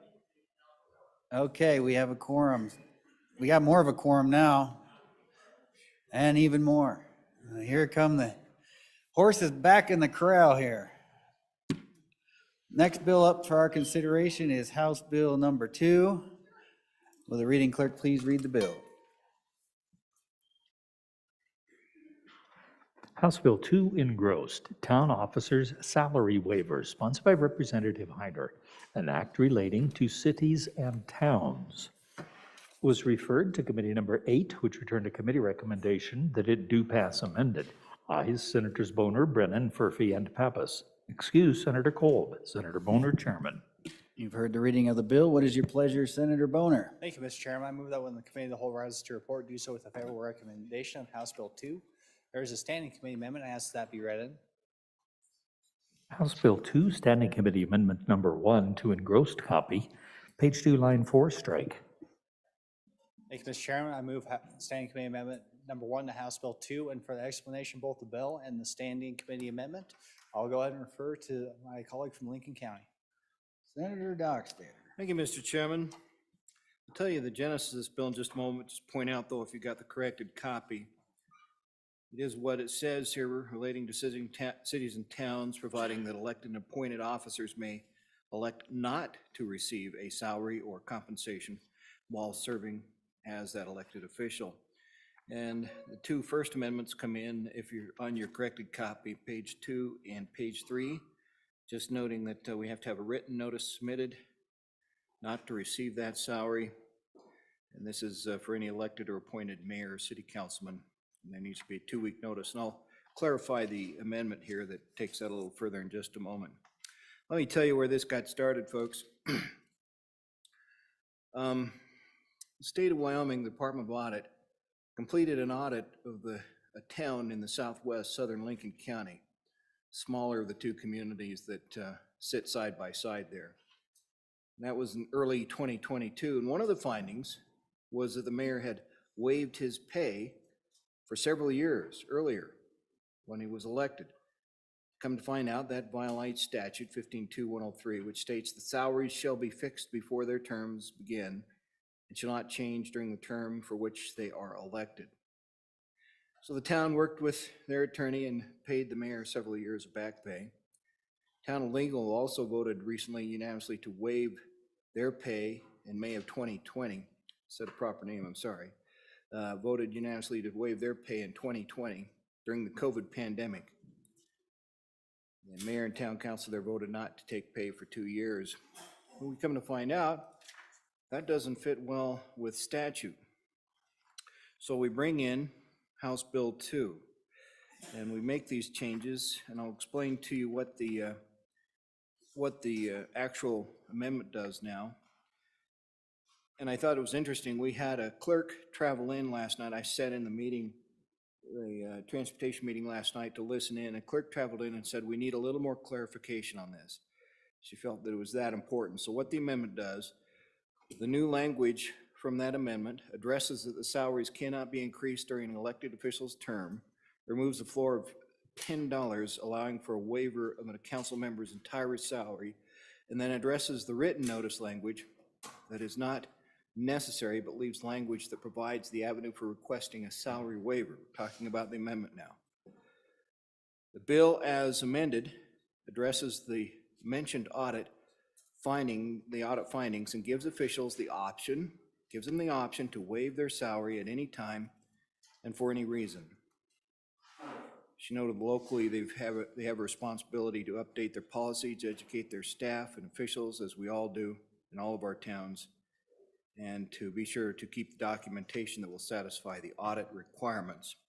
So that's the amendment. I'd ask for a vote on the amendment, Mr. Chair, and we'll go back to the bill again. Any questions on the standing committee amendment? Hearing none. All those in favor of Senator Boner's motion to adopt standing committee amendment number 1 to House Bill 2, please say aye. Those opposed, no. Standing committee amendment number 1 has been adopted. We're back on the bill. Thank you, Mr. Chairman. Explained how we got started with this. And I actually served as a town councilman many years ago, and I chose not to take a salary. I felt like our employees weren't making that much, and as town councilman, I didn't want to take a salary, so I declined it. I'm not sure if I was legal or not, but I didn't take any salaries during that time, and thought that it's just better that we try to help our small towns as best we can. And so that's where we're at. We're giving an option. It's not mandatory, but I think you'll find as you go around some of these small towns, they'll say, no, I'll opt not to, because it's just all a part of serving the community. So I ask for your support of the bill. Thank you. Senator Landon. Mr. Chairman, thank you. I appreciate my good friend from the Western Slope explaining the bill. I wonder in your travels through this portion of our statutes, if you came across the reason why the state of Wyoming dictates these kind of salaries in the first place. I guess that's a question I have, Mr. Chairman. What are we doing in this part of the world to begin with? And hard enough to figure out why you can't waive your salary. But I mean, I'm in favor of the bill. I'm just wondering what we're doing in this area of the world. Thank you. Thank you, Senator. Senator Dockstader. Again, this town that I'm referring to, named after Shiny Rocks over in the far west, their mayor had been doing it, and they didn't discover it till they had a town audit. State came in, did the audit, and they said, well, you have to. So that's where this bill generated from. We said, okay, we better put it in statute that you have the option out so that you don't get in trouble with future audits.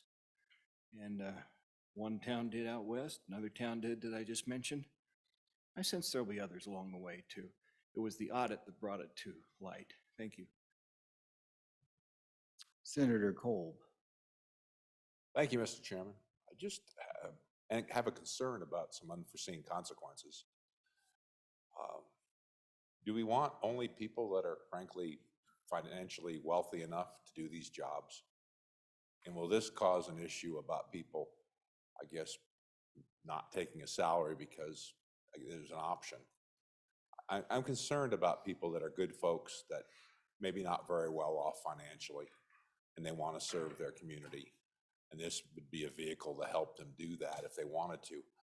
I just don't want us to be, I guess, governed by a bunch of wealthy folks that can, and that the common person is excluded.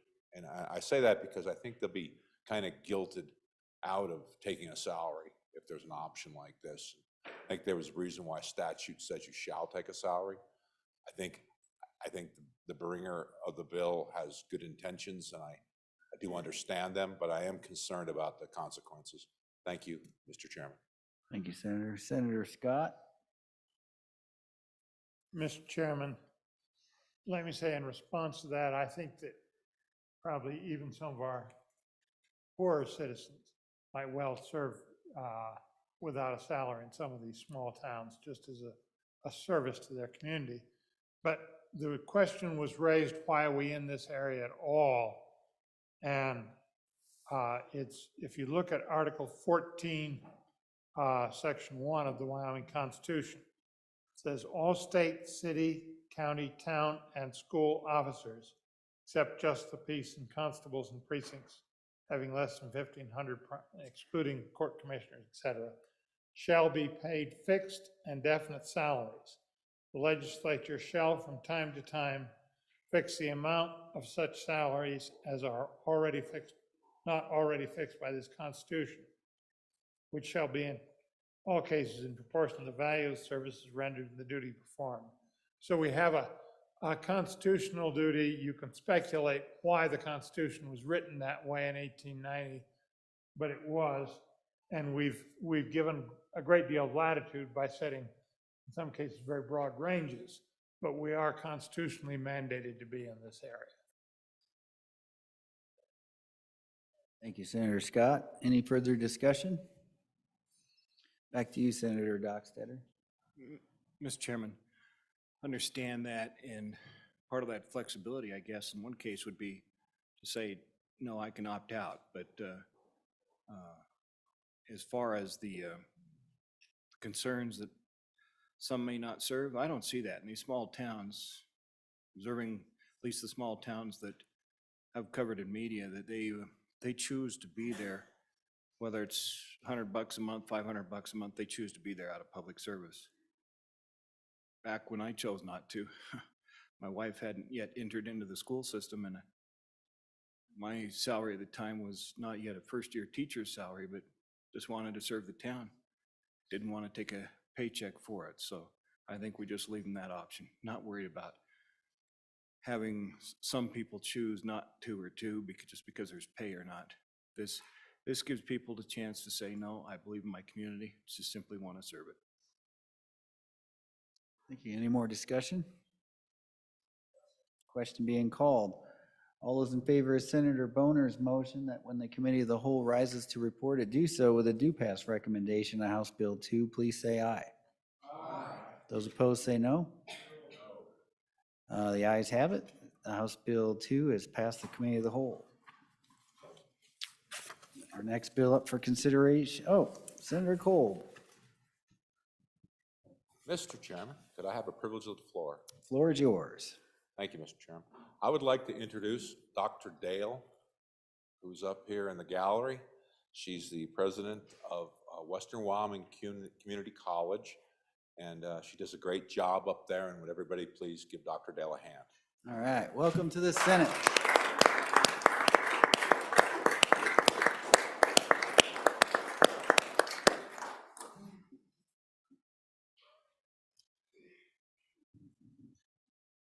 More privileges, seeing none. Okay. Next bill up for our consideration is House Bill 128. Will the reading clerk please read it in? House Bill 128, Voyeurism within enclosed spaces, sponsored by Representative Closton, an act relating to crimes and offenses. Was referred to committee number 1, which returned to committee recommendation that it do pass. Ayes, Senators Case, Cooper, Furfia, and Landon. Excused, Senator Schuler. Senator Landon, chairman. Heard the reading of the bill. What is your pleasure, Senator Landon? Mr. Chairman, thank you.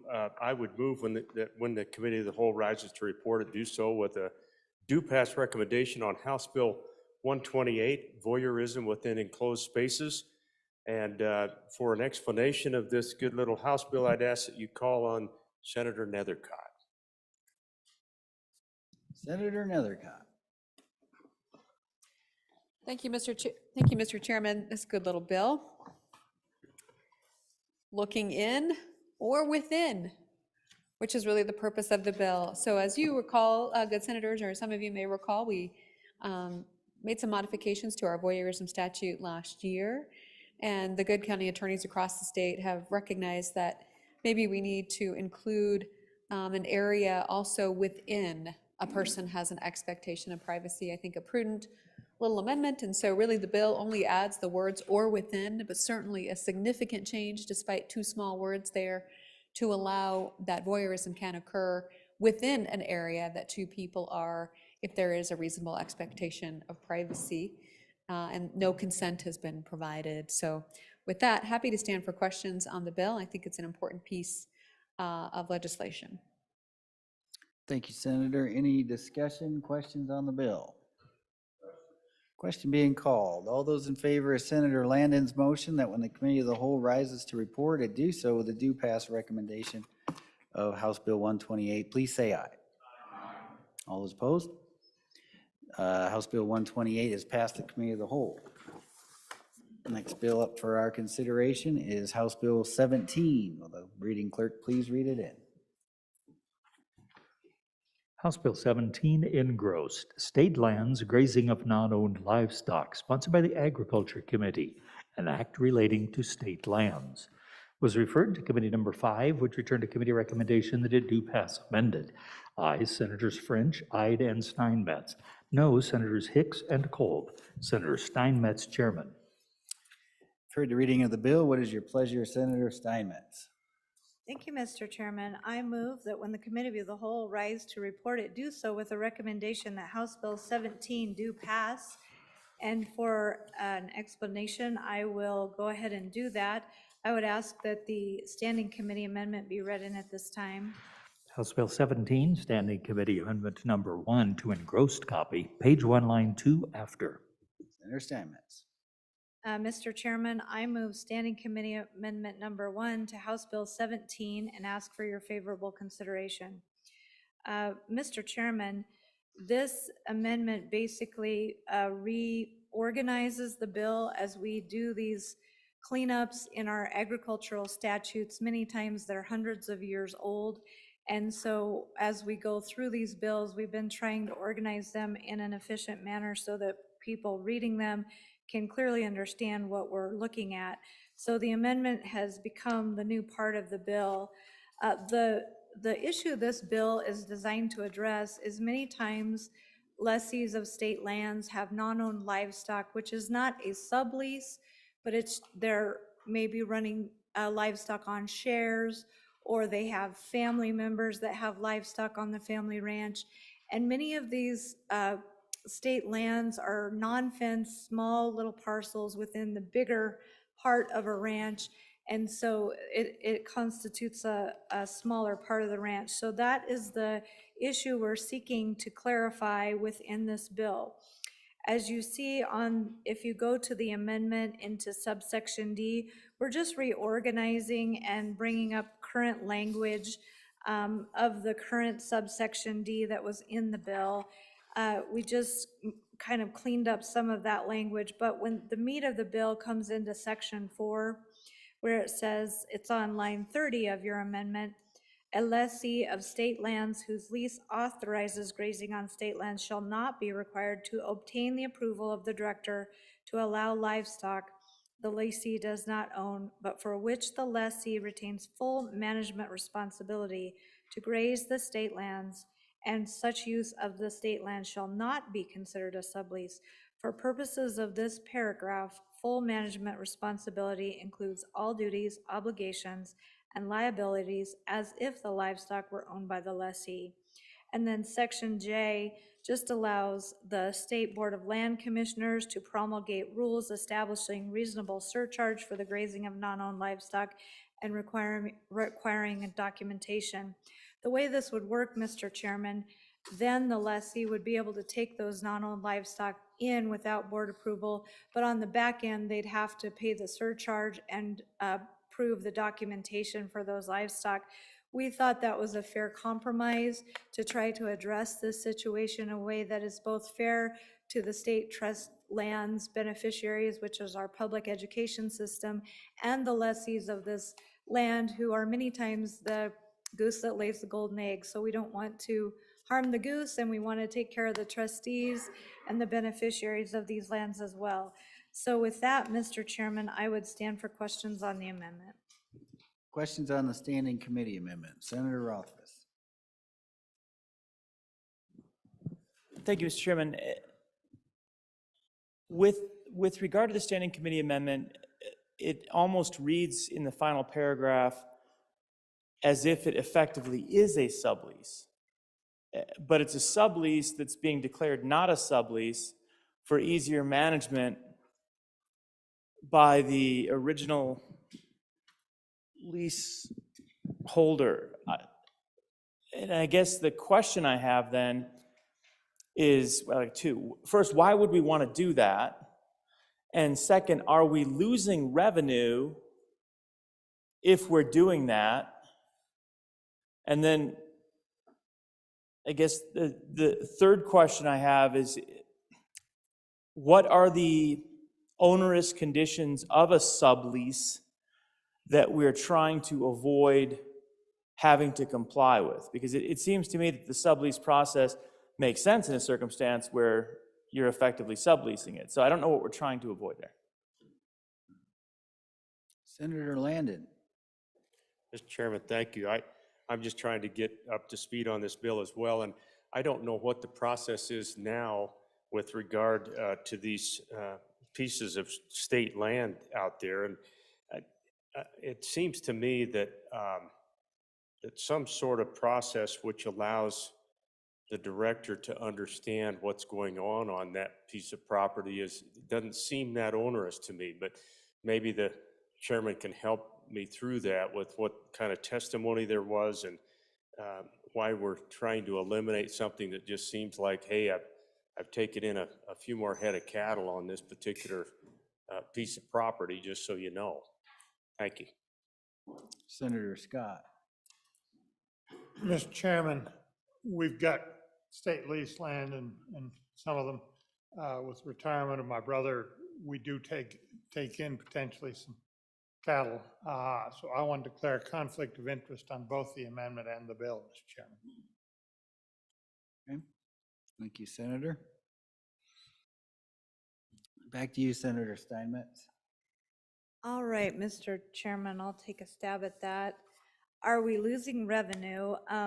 The first question, no, because if it's a sublease, there's a big difference between a sublease and non-owned livestock on your property, which then in turn run on the state lease land. So state leases are paid through the animal units that you're running.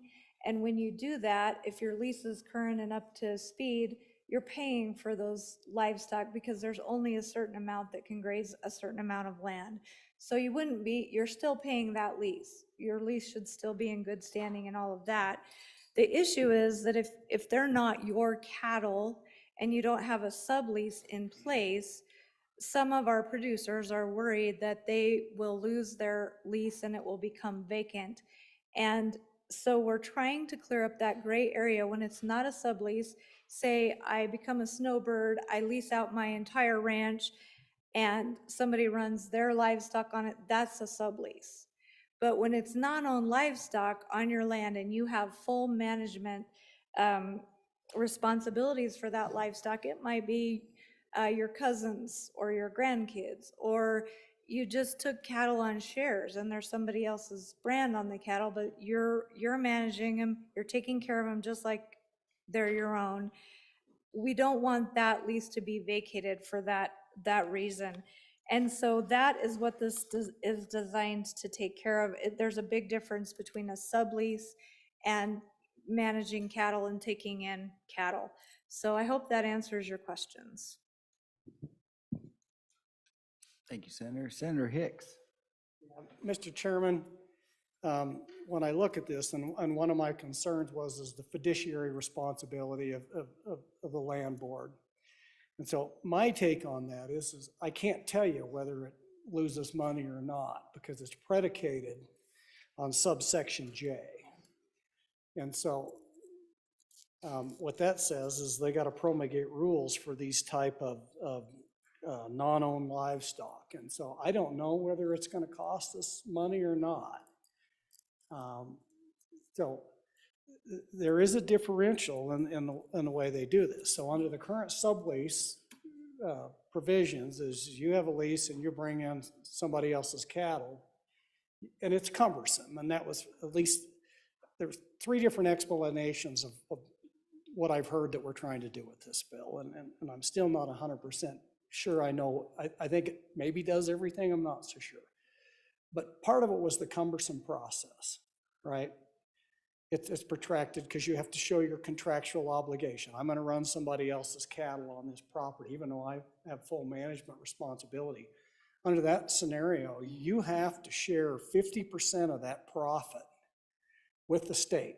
So you pay your AUM fee, but you're now making more money above and beyond because you're now running livestock at another charge. And so under the current sublease arrangements, when you do that, you have to go through a process where you demonstrate what that contract is, how much, and then the state says, well, your benefit off of the state resources above and beyond what your lease fee is, and your normal calculations that we say is your $16 an AUM. But if your contract says you're leasing it for $30 an AUM, now the state gets half of that differential between the 15, and that's what the sublease does.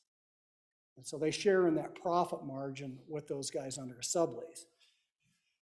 What the bill does is come in and say, well, there's a different provision here, and I think the chairman explained it well, is this is where you'd lease your property out to somebody else. You're no longer managing those livestock. One of the concerns is well, I still retain full management authority on those livestock. I need a more expedited process underneath that. That's what part of it tried to get to. I'm still responsible for all. I mean, one of it is we all understand that you have family partnership, and your children may be running their own little 10-head cow herd, and you don't want to have to do a sublease for that. Or you got 3 family members that have a herd, but they all got 3 different brands. You know, we don't want to have to go do a sublease for that. That all makes sense. I'm still grappling with the very question my colleague asked you. Have we now, because I don't know what the SLIB board is going to charge to cost that. There's a number of different scenarios out there that may or may not. I'm assuming the SLIB board would look at this language and say, our fiduciary responsibility number 1 is to make sure that we derive the highest rate of revenue off these leases. That's why that sublease program's in place.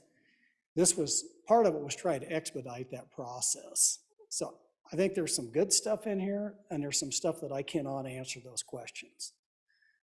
So I hope that helps explain at least some of my concerns that I think that the minority floor leader hit on. Maybe it's in there. I can't answer that question, whether we're going to see a net change or a net increase or a net decrease off these revenues. Senator Cooper.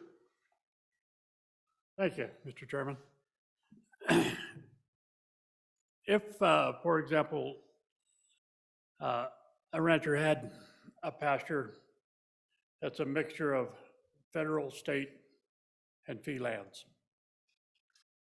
and his capacity on that piece of ground is 500 head for 5 months. That's 1,500 AUMs. But he's only running 300 head of cattle. He's still got to fill that somehow and use that up. So he's going to take some cattle in. The federal, the BLM will tell him, this is your fee for your cattle, and here is your surcharge for your additional cattle that are not owned by you. That's exactly what this does. In the last paragraph, it sets up the rules for a surcharge. So the state's going to charge you your AUMs, plus they're going to charge you that same amount for the additional 200 AUMs, plus they're going to charge a surcharge on those additional 200 AUMs. That's how the feds do it. That's how this is written, if I'm understanding that correctly. So right now the system is you're not being charged that extra surcharge, even though you're running somebody else's cattle on yours. It's not a sublease. That's when, as the bringer of the bill discussed, that's when you just lease the whole place out to somebody else. All you're doing is taking cattle in, trying to fill your AUMs, trying to effectively manage your property, and your lease is ran the same way, except that you will pay a surcharge on cattle that are not owned by the leasehold. Thank you. Thank you, Senator Cooper. Senator Steinmetz. Thank you, Mr. Chairman. I'll try to bring us home. And I appreciate my good colleague from the Ag Committee's comments. What I was trying to address is if that lease is being paid now at the same number of animals and they bring in the same number of animals, it's not going to change. So that's my reason for saying I don't believe we're going to lose money. In fact, if we add a surcharge, we'd see more money than what we normally would if they were just running their own livestock on the lease. So if they've got the lease filled and it's paid up and they're in good standing, it really shouldn't be a change. So that's my reading of it and my understanding of it. So with that, if there are no more questions, I'd call for the question, or unless you've got another one. And if we didn't answer it, we can certainly try to get you more information. Senator Barlow. Thank you, Mr. Chairman. So my question is, the language in Romanet 4 talks about a sublease, but the new language on line 17, page 1 of the amendment, also adds contract. And so I guess my question is where does contract fill into this? Because it seems like a contract, so that's obviously something different than a sublease. So as a contract, what's being actually anticipated under Romanet 4. The second thing I'd ask is, when you look under full management responsibility, and you have a definition of duties, obligations, and liabilities, is that liabilities mean they have a note on those livestock? I mean, what are we talking about? If we're talking about the care of the livestock, feed and water and care, I think let's just say that, but I don't know what duties, obligations, and liabilities are for someone else's livestock. Thank you, Mr. Chairman. Thank you, Senator. Anybody else? Back to you, Senator Steinmetz. Thank you, Mr. Chairman, and those are good catches. We might do some cleanup on second reading. Thank you. Okay, we're still on the standing committee amendment. Any more discussion? Ready for the question? Okay. All those in favor of Senator Steinmetz's motion to adopt standing committee amendment number 1 to House Bill 17, please say aye. Aye. Those opposed? No. Standing committee amendment number 1 has been adopted. We are back on the bill. Senator Rothfuss. Thank you, Mr. Chairman.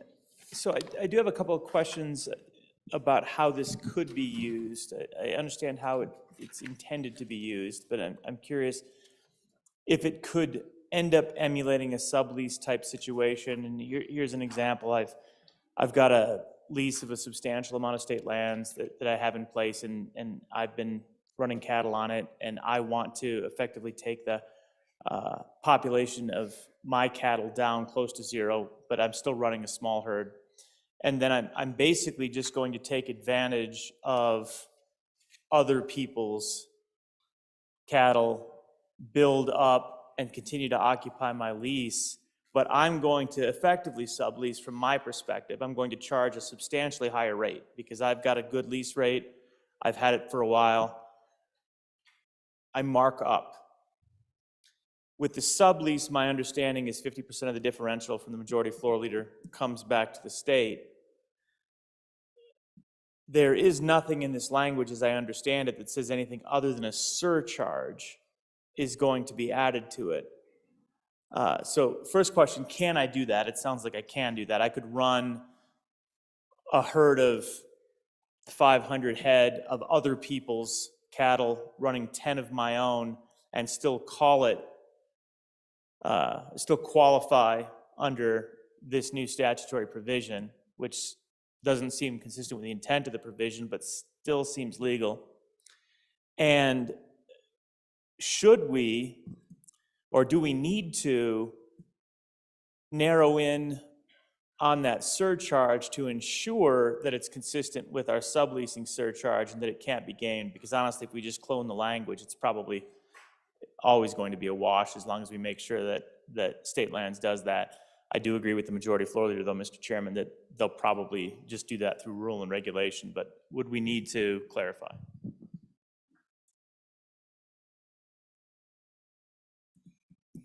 Senator Hicks.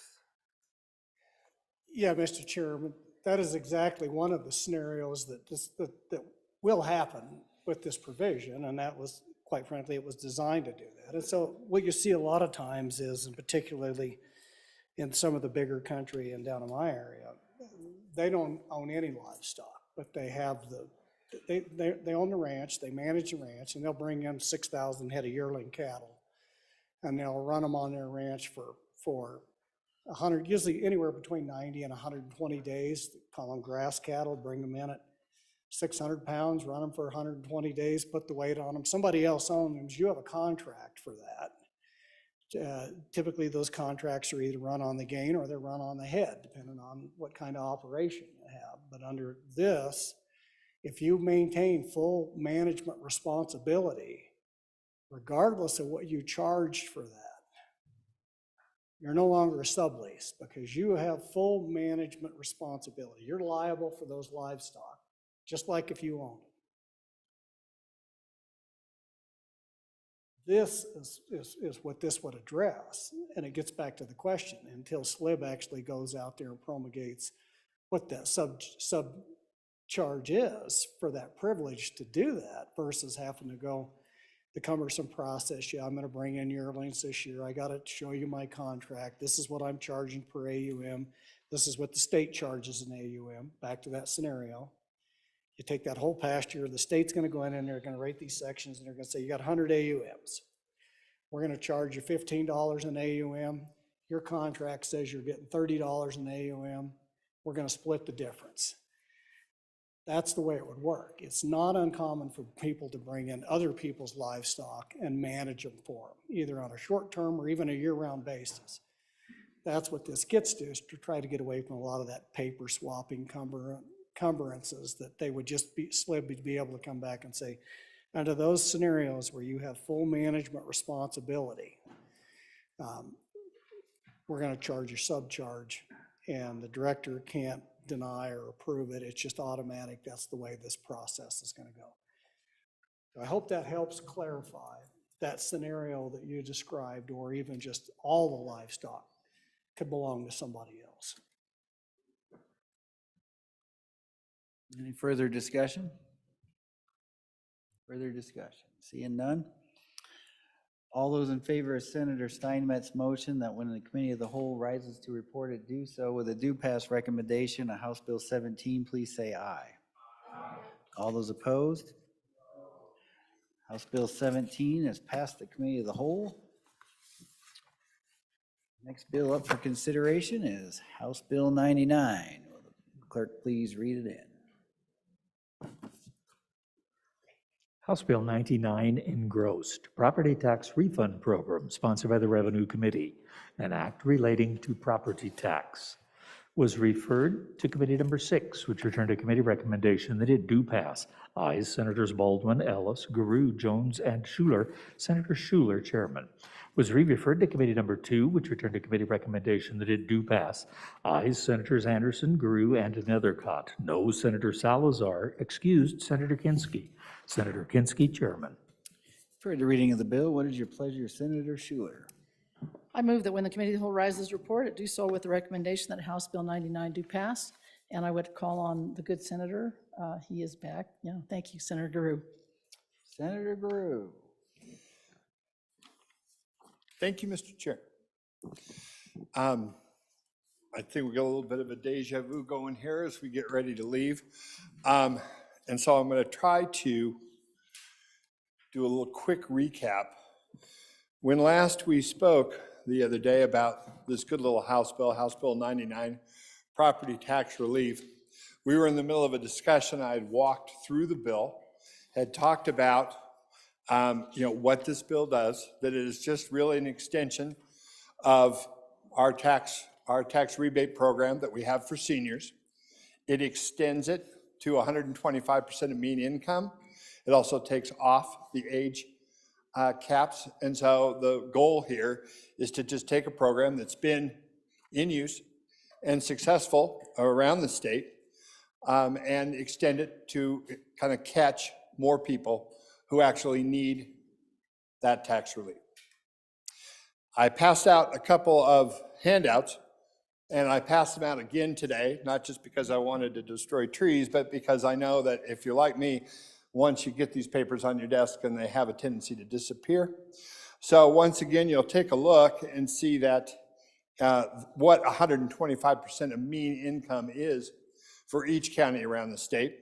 In addition, a second sheet talks about the difference in taxes that have occurred in the past 10 years, and if you want to pay particular attention, to the last 2 years. And so that's kind of the essence of it. I don't know if, as it came up in discussion, I don't know if there are any other tax bills out there on the other side of the house. I can look on the little sheets and see that they're out and about. But all I know is that this bill is the bill that's in front of us today. Is it the best tax bill? I don't know. Like minds can differ on that. We had a lot of discussion about it. The good chairman, Mr. Chairman, you know as well, because you spoke on this bill and spoke and spoke quite eloquently, frankly, against it, and had his own ideas on this bill. And I understand those feelings.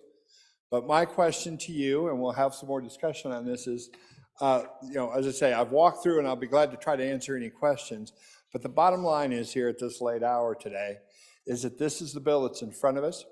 This is a bill that provides meaningful tax relief to those who need it. I urge you to adopt this bill. It's a program that is currently working. And then one last note.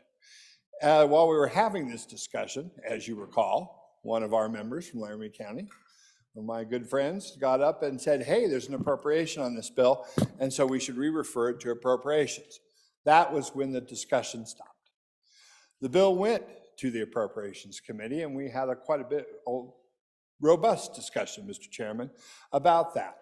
If you look on the fiscal note that was attached to the bill originally, the Department of Revenue added $2 million as an appropriation that was needed to fill out the program. What the staff felt when they were preparing that note is that there was $3-some odd million that were appropriated in the last biennium towards the program in its smaller form for seniors. About less than $2 million had been used. There was a couple of $1 million left in the program. They felt if we added this and made this net bigger, that we would need a couple of more $1 million. That was where the fiscal note came from. But, here comes the but. When we passed the budget this year, the the chief executive from the first floor, His Excellency, sent us a letter number 1, that added $1 million to the program. So the $1.8 or so million left went to 2.8. Then, a well-meaning senator who stands before you actually put another amendment together to add another $4 million to the program.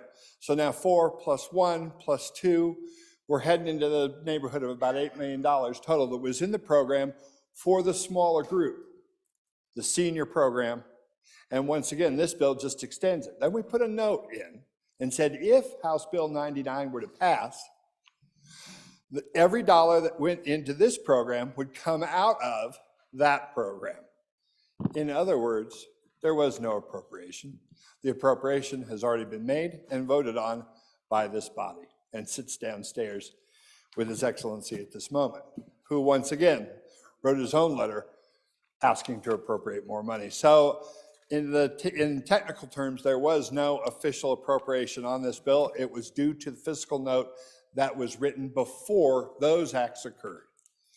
So that's how this bill comes back to you today with a do-pass recommendation. It was a do-pass recommendation by your Appropriations Committee without an appropriation. Be glad to stand for any questions. Thank you, Senator. Any discussion, questions? Yes, Senator Hicks? Oh. How about you, Senator Kolb? Thank you, Mr. Chairman. I'm just looking down here at the area where I'm from, and that the 125% of the 22 gross median household income, in fact, you can make $96,888. I don't know, that seems like quite a bit. I don't know why that they need tax relief. And it goes back to the question about we're going to 125%. And I think that's too rich. I do support the program as it was, but boosting it up and dumping millions and millions of dollars on it and giving tax breaks to people, frankly, that a normal person wouldn't think was in need of a tax break. And especially we're in my neck of the woods. So I stand against this bill. And those are my reasons why. Thank you, Mr. Chairman. Thank you, Senator. Senator Hicks? Yeah, Mr. Chairman, and just a question as to what was the rationale to go from 75% up to 125% of the median income? I mean, was there some formula or basis? Just how did you come up with that number? And then it would be the same question when we get to when we went from 50%, 1/2 to 90%. So just where those numbers come from and how those calculations were made. would help me. Senator Guru, back to you. Thank you, Mr. Chairman. The 125% of gross mean income was arrived based on taking where that number came out to what that number came out to versus the property tax amount that you see on the second sheet. The idea was to try to capture people who were most in need. So in the other program, in what I lovingly call the little old lady program, that the other numbers applied based on the income variant of where those people are, because we're trying to help people on fixed incomes. This expansion of the program tries to help other folks who are working, and that's where the numbers came from. And like I say, if you look at each county's mean property tax on the one sheet versus their mean income, you should see very quickly how those two start to match up, or at least that is the attempt. I understand that that's, that in and of itself. It was talked about to go to 140. Frankly, in some of the counties where the bite is harder, 140 captures more of the people they were talking about. And I've heard that there are some people who talked about amending it to that point. But I know that the talk on the other side and the talk I've had with the folks who sponsor this bill, that 125 was the 125% of mean income was a fair number that captures the people with the greatest need across the state in the fairest way possible, also adhering to all applicable laws that govern such things about taxing people fairly and equally. Thank you, Mr. Chairman. Thank you, Senator. Senator Schuler? Thank you, Mr. Chairman. Yeah, we had an example. I think I found it here. The goal of the program is not to open the program up to people that have high incomes and high assets who can afford to pay their tax, but those that are truly being priced out of their own homes. And this is one of the examples they gave us. A couple buys their modest 3-bedroom home in 1988 for $90,000. In the area that they live in, they're retired and their home value has skyrocketed to $1.5 million. And now they have a $9,000 tax liability. Again, they're retired, and one of them is a teacher, one of them has a small business. And I think if you just take a look at some of the other examples that we were given, again, the fact that we have residency required, they've got to own their home for 5 years, they've got to live there 9 months out of the year, and the tax liability, if it's greater than 10% of their income, they're exempt from the asset test. But the bottom line is that we're trying to help those that probably more folks that are retired and living on their Social Security benefits or their pensions or whatever. And whether they, if they saved a lot of money and they have a lot of assets, they may not be eligible for this program. And so, but just to give you the quick little revenue report from our director down there, we had 1,411 applications in 2019. And you've seen what's happened in the last 2 years with property taxes. And last year they had 4,395 applications, just to tell you. People are interested in it. It's a program that's already there. It's nothing new, but it's not gonna hurt, some of our state dollars that we need for roads and emergency services, like some other tax bills that we've looked at.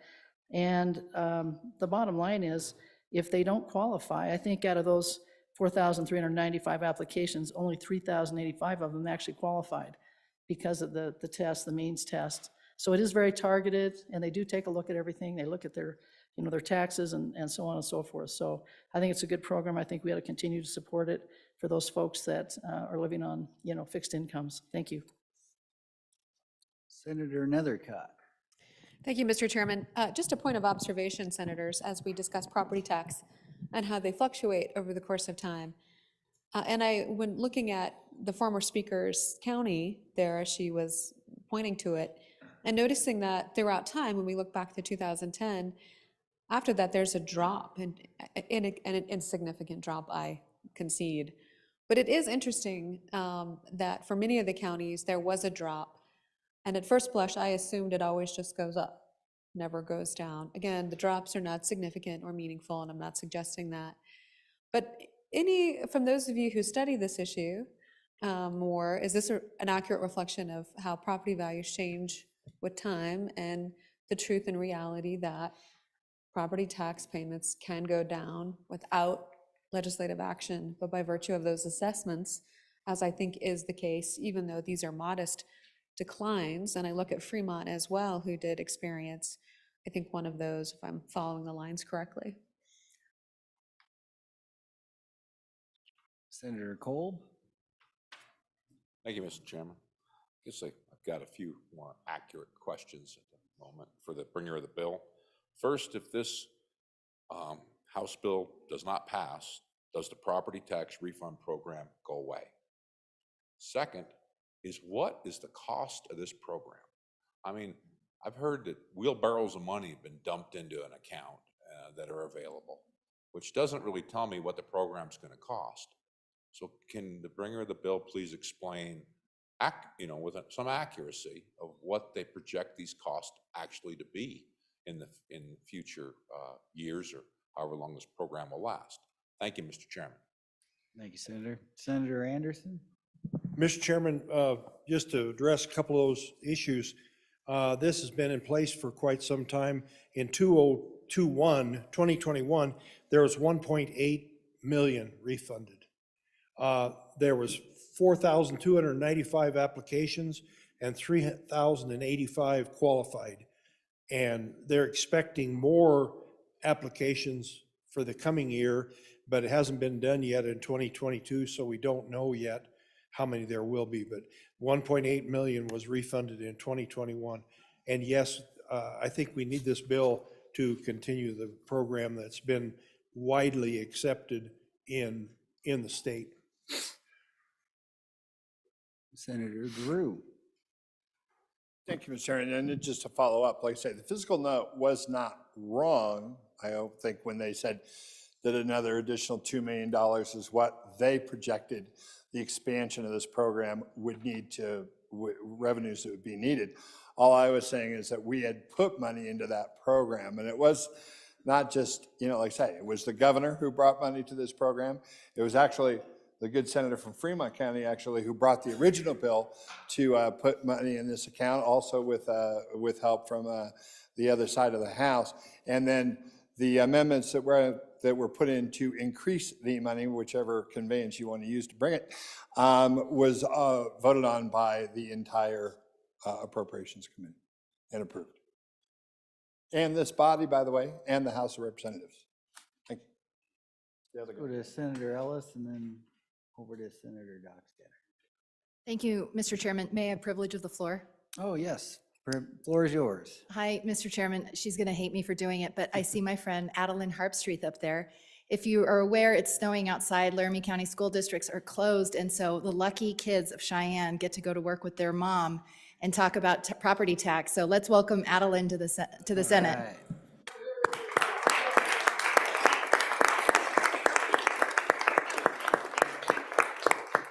Mr. Chairman, Adeline, I know I asked her if she wanted to be introduced. She said no, but I'm a mom and I think it's our job in life to introduce teenagers, so you're welcome. Absolutely. Welcome to the Senate and welcome to the tax discussion. Okay, back to you, Senator Dockstader. Thank you, Mr. Chairman. Property taxes are exciting, and they're going to get more exciting if we don't find a solution down here.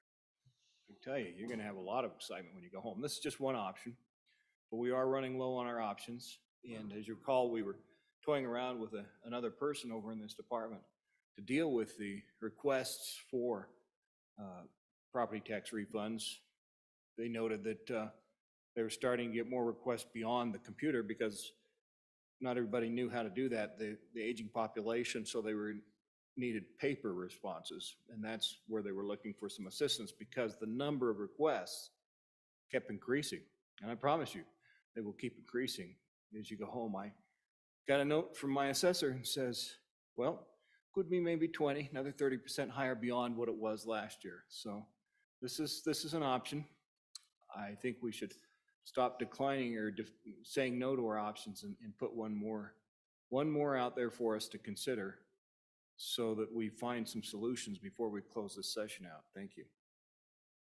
Senator Nethercott? Thank you, Mr. Chairman. You may recall when we had this bill out before, there were some questions about some of the language about who can qualify as an applicant for the program, and one of the concerns was a family member. I do intend to address that concern in second reading in the event this bill passes. But we did ask the Department of Revenue about any concerns regarding misuse of the program and if they needed more tools to evaluate that. And they did not feel like that was occurring. And so I just want to provide that level of comfort to the body that I had those concerns and continue to have those concerns about the wrong applicants availing themselves of the program and to the disadvantage of those who genuinely need it. And again, I believe them when they said they don't share those concerns and they feel confident that the right folks are receiving benefits of the program. Thank you, Senator. Any further discussion? Seeing none, question being called. All those in favor of Senator Schuler's motion that when the committee of the whole rises to report it, do so with a do pass recommendation of House Bill 99, please say aye. Aye. Those opposed? No. House Bill 99 has passed the committee of the whole. Mr. Majority Floor Leader, that clears the desk. Chairman, I move the committee of the whole rise and report. You've heard the motion. All in favor, say aye. Aye. All those opposed? Motion carries. Okay. Seats warm now.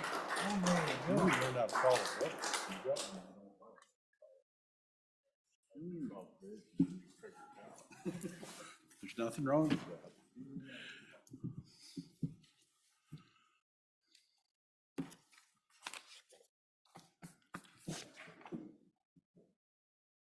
Clerk will read the committee of the whole report. Mr. President, your committee of the whole, having had under considerations bills on general file, begs leave to report as follows. House Bill 140, do pass. House Bill 208, do pass. House Bill 185 engrossed, do pass. House Bill 286 engrossed failed to pass committee of the whole and was indefinitely postponed. House Bill 199 engrossed, do pass. House Bill 2 engrossed, do pass amended. House Bill 128, do pass. House Bill 17 engrossed, do pass amended. House Bill 99 engrossed, do pass. Senator Beitman, Chairman. Senator Beitman. Mr. President, I move adoption of the committee of the whole report. All in favor, say aye. Aye. Those opposed, no. Report is passed. Mr. Majority Floor Leader, that clears the desk. Mr. President, I move that the Senate stand adjourned until, let's see, 10 a.m. tomorrow, Thursday, February 23rd. Thank you. Announcements. Mr. President?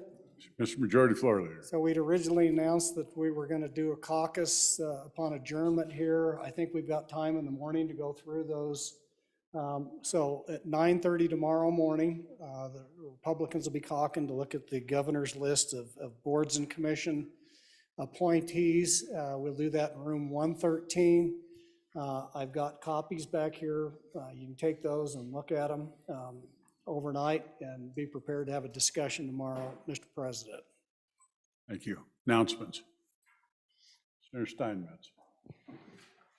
Thank you, Mr. President. Your committee number 5, Agriculture, State and Public Lands and Water Resources, will meet tomorrow morning, Thursday, February 23rd at 8 a.m. in Capitol Extension Room 4 and online to consider House Bill 152, Life is a Human Right Act. And we will also meet upon adjournment in Capitol Room Extension 2 and online to consider House Bill 222, Colorado River Advisory Committee, House Bill 76, Licensing Board Amendments, and House Bill 177, State Land Leases. And Mr. President, while I have your attention, I was asked to let everyone know that the WREA and Farm Bureau reception was canceled tonight due to weather. Beat me to it. Good work. Thank you. Senator Landon. Mr. President, nobody works as hard as our ag families, I'll tell you that. But the Judiciary Committee is actually done with its bill work, but I did want to mention, Mr. President, that we have interim topic stuff coming up. And the Judiciary Committee will meet at 8 o'clock next Monday. And this reminder to everyone in the chamber that your interim topics are due by Friday at 5. So thank you, Mr. President. Thank you. Senator Anderson.